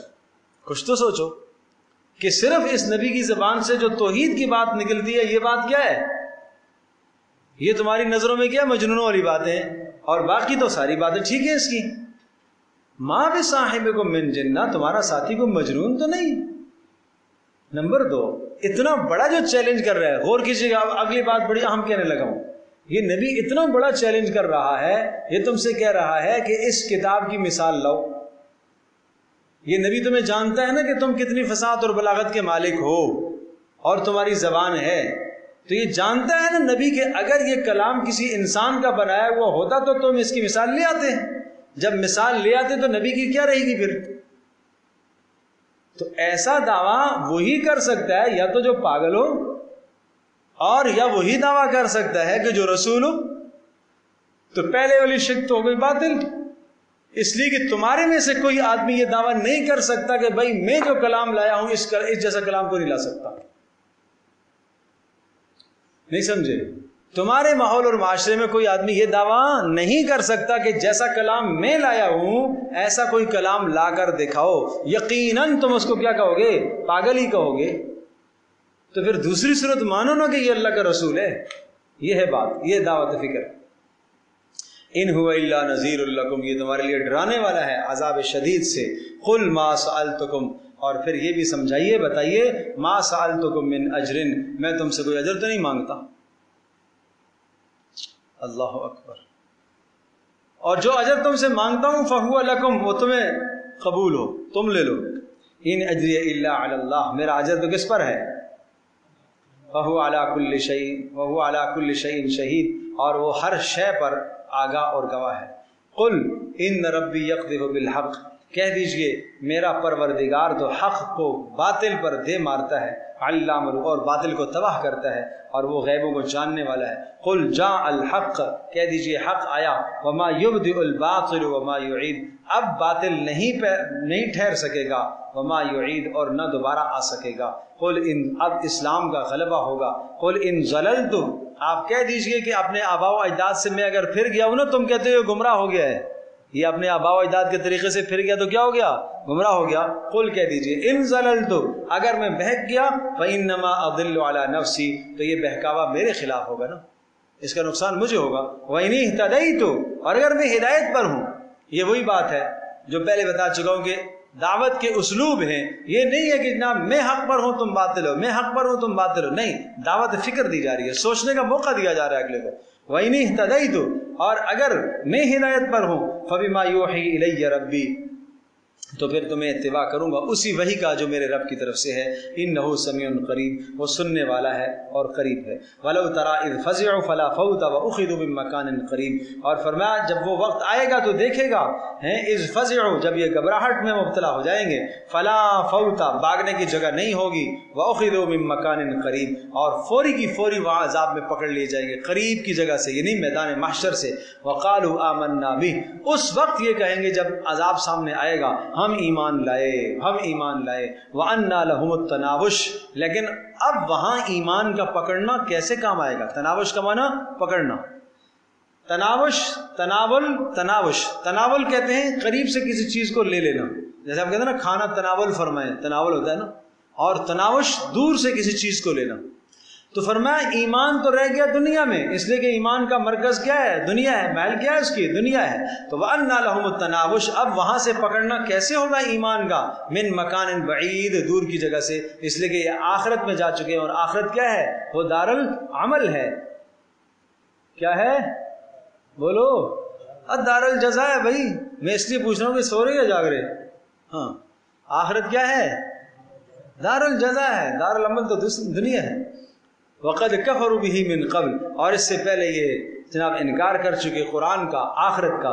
وَيَقْذِفُونَ بِالْغَيْبِ مِن مَّكَانٍ بَعِيدٍ، اور بے تک کی باتیں، بلا تک کی باتیں کہتے ہیں۔ وَيَقْذِفُونَ بِالْغَيْبِ، اس کو کہتے ہیں یقذفون بالغیب، بے تک کے تیر پھینکتے ہیں بغیر دلیل کے، شرک پر کوئی دلیل ہے نہیں۔ وحیل بینہم وبین ما یشتہون کما فعل باشیاعہم، اور یاد رکھو یہ آیت ہمیں جھنجھوڑ رہی ہے، آخری آیت، وحیل بینہم وبین ما یشتہون، آج جو دنیا کے اندر تم باطل پرستی پر چل رہے ہو اور باطل نظریات لیے بیٹھے ہو اور باطل اور ناحق خواہشات لیے بیٹھے ہو، یہ بھی کروں گا، یہ بھی کروں گا، یہ بھی کروں گا، ان خواہشات اور آپ کے درمیان میں موت حائل ہو جائے گی اور موت صفایا کر دے گی۔ وحیل بینہم، اور موت کو حائل کر دیا جائے گا ان کے درمیان میں اور ان کی تمام چاہتوں کے درمیان میں، کما فعل باشیاعہم، جس طرح سے ان کے ہم مذہبوں کے درمیان میں موت کو حائل کر دیا گیا۔ انہم کانوا فی شک مریب، اس لیے کہ یہ سب کے سب ایسے شک میں تھے جو ان کو چین میں نہیں بیٹھنے دیتا تھا۔ اور دوسرا معنی یہ ہے کہ آخرت میں ان کی تمنا ہوگی کہ ہم ایمان لائیں اور ایمان کا موقع ملے، ان کے ایمان کے درمیان اور ان کے درمیان میں کیا ہے؟ پردے حائل کر دیے جائیں گے اور ان کو جہنم میں پھینک دیا جائے گا، اور اس طرح سے کیا جائے گا جیسا کہ ان کے ہم مذہبوں کے ساتھ پہلے کیا گیا، اس لیے کہ یہ توحید کے معاملے میں، قیامت کے معاملے میں یہ شک میں مبتلا تھے۔ وآخر دعوانا ان الحمد للہ رب العالمین، الحمد للہ رب العالمین، والصلاة والسلام علی سید الانبیاء والمرسلین وعلى آلہ وصحبہ اجمعین۔ اللهم انا نسألك الهدى والتقى والعفاف والغنى، اللهم انا نعوذ بك من الفتن ما ظهر منها وبطن، اللهم ارحمنا بالقرآن العظيم واجعله لنا إماما ونورا وهدى ورحمة، اللهم ذكرنا بما نسينا وعلمنا بما جهلنا وارزقنا تلاوته آناء الليل وأطراف النهار واجعله لنا حجة يا رب العالمين اللہم استر عوراتنا وآمن رواتنا۔ اے اللہ اس موقع پر جو لوگ مدد کر رہے ہیں سب کی مدد کو اپنی بارگاہ میں قبول فرما، سب کو اجر سے رحمتوں سے مالا مال فرما۔ اے اللہ سیلاب زدگان جتنے بھی ہیں ان کی دینی اور تربیت کرنے کی ہمیں توفیق عطا فرما۔ اے اللہ علمی اور عملی تربیت کی توفیق ہمیں عطا فرما۔ اے اللہ جو آج ہمارے ساتھی گئے ہیں اے اللہ ان کی مدد فرما، اے اللہ ان کی مدد فرما۔ اے اللہ جن جن لوگوں نے جو حصہ ملایا سب کے حصوں کو اپنی بارگاہ میں قبول فرما۔ اے اللہ آصیب سے، اے اللہ بلیات سے، مصائب سے ہم سب کی دین حفاظت فرما۔ اے اللہ اس ملک کو اس مشکل گھڑی میں اے اللہ اس مشکل گھڑی سے نکال دے، آسانیاں عطا فرما، عافیت عطا فرما۔ اے اللہ باقی عذابوں کی شکلوں کو اے اللہ یہاں سے پھیر دے، اے اللہ اپنا فضل نازل فرما، کرم نازل فرما۔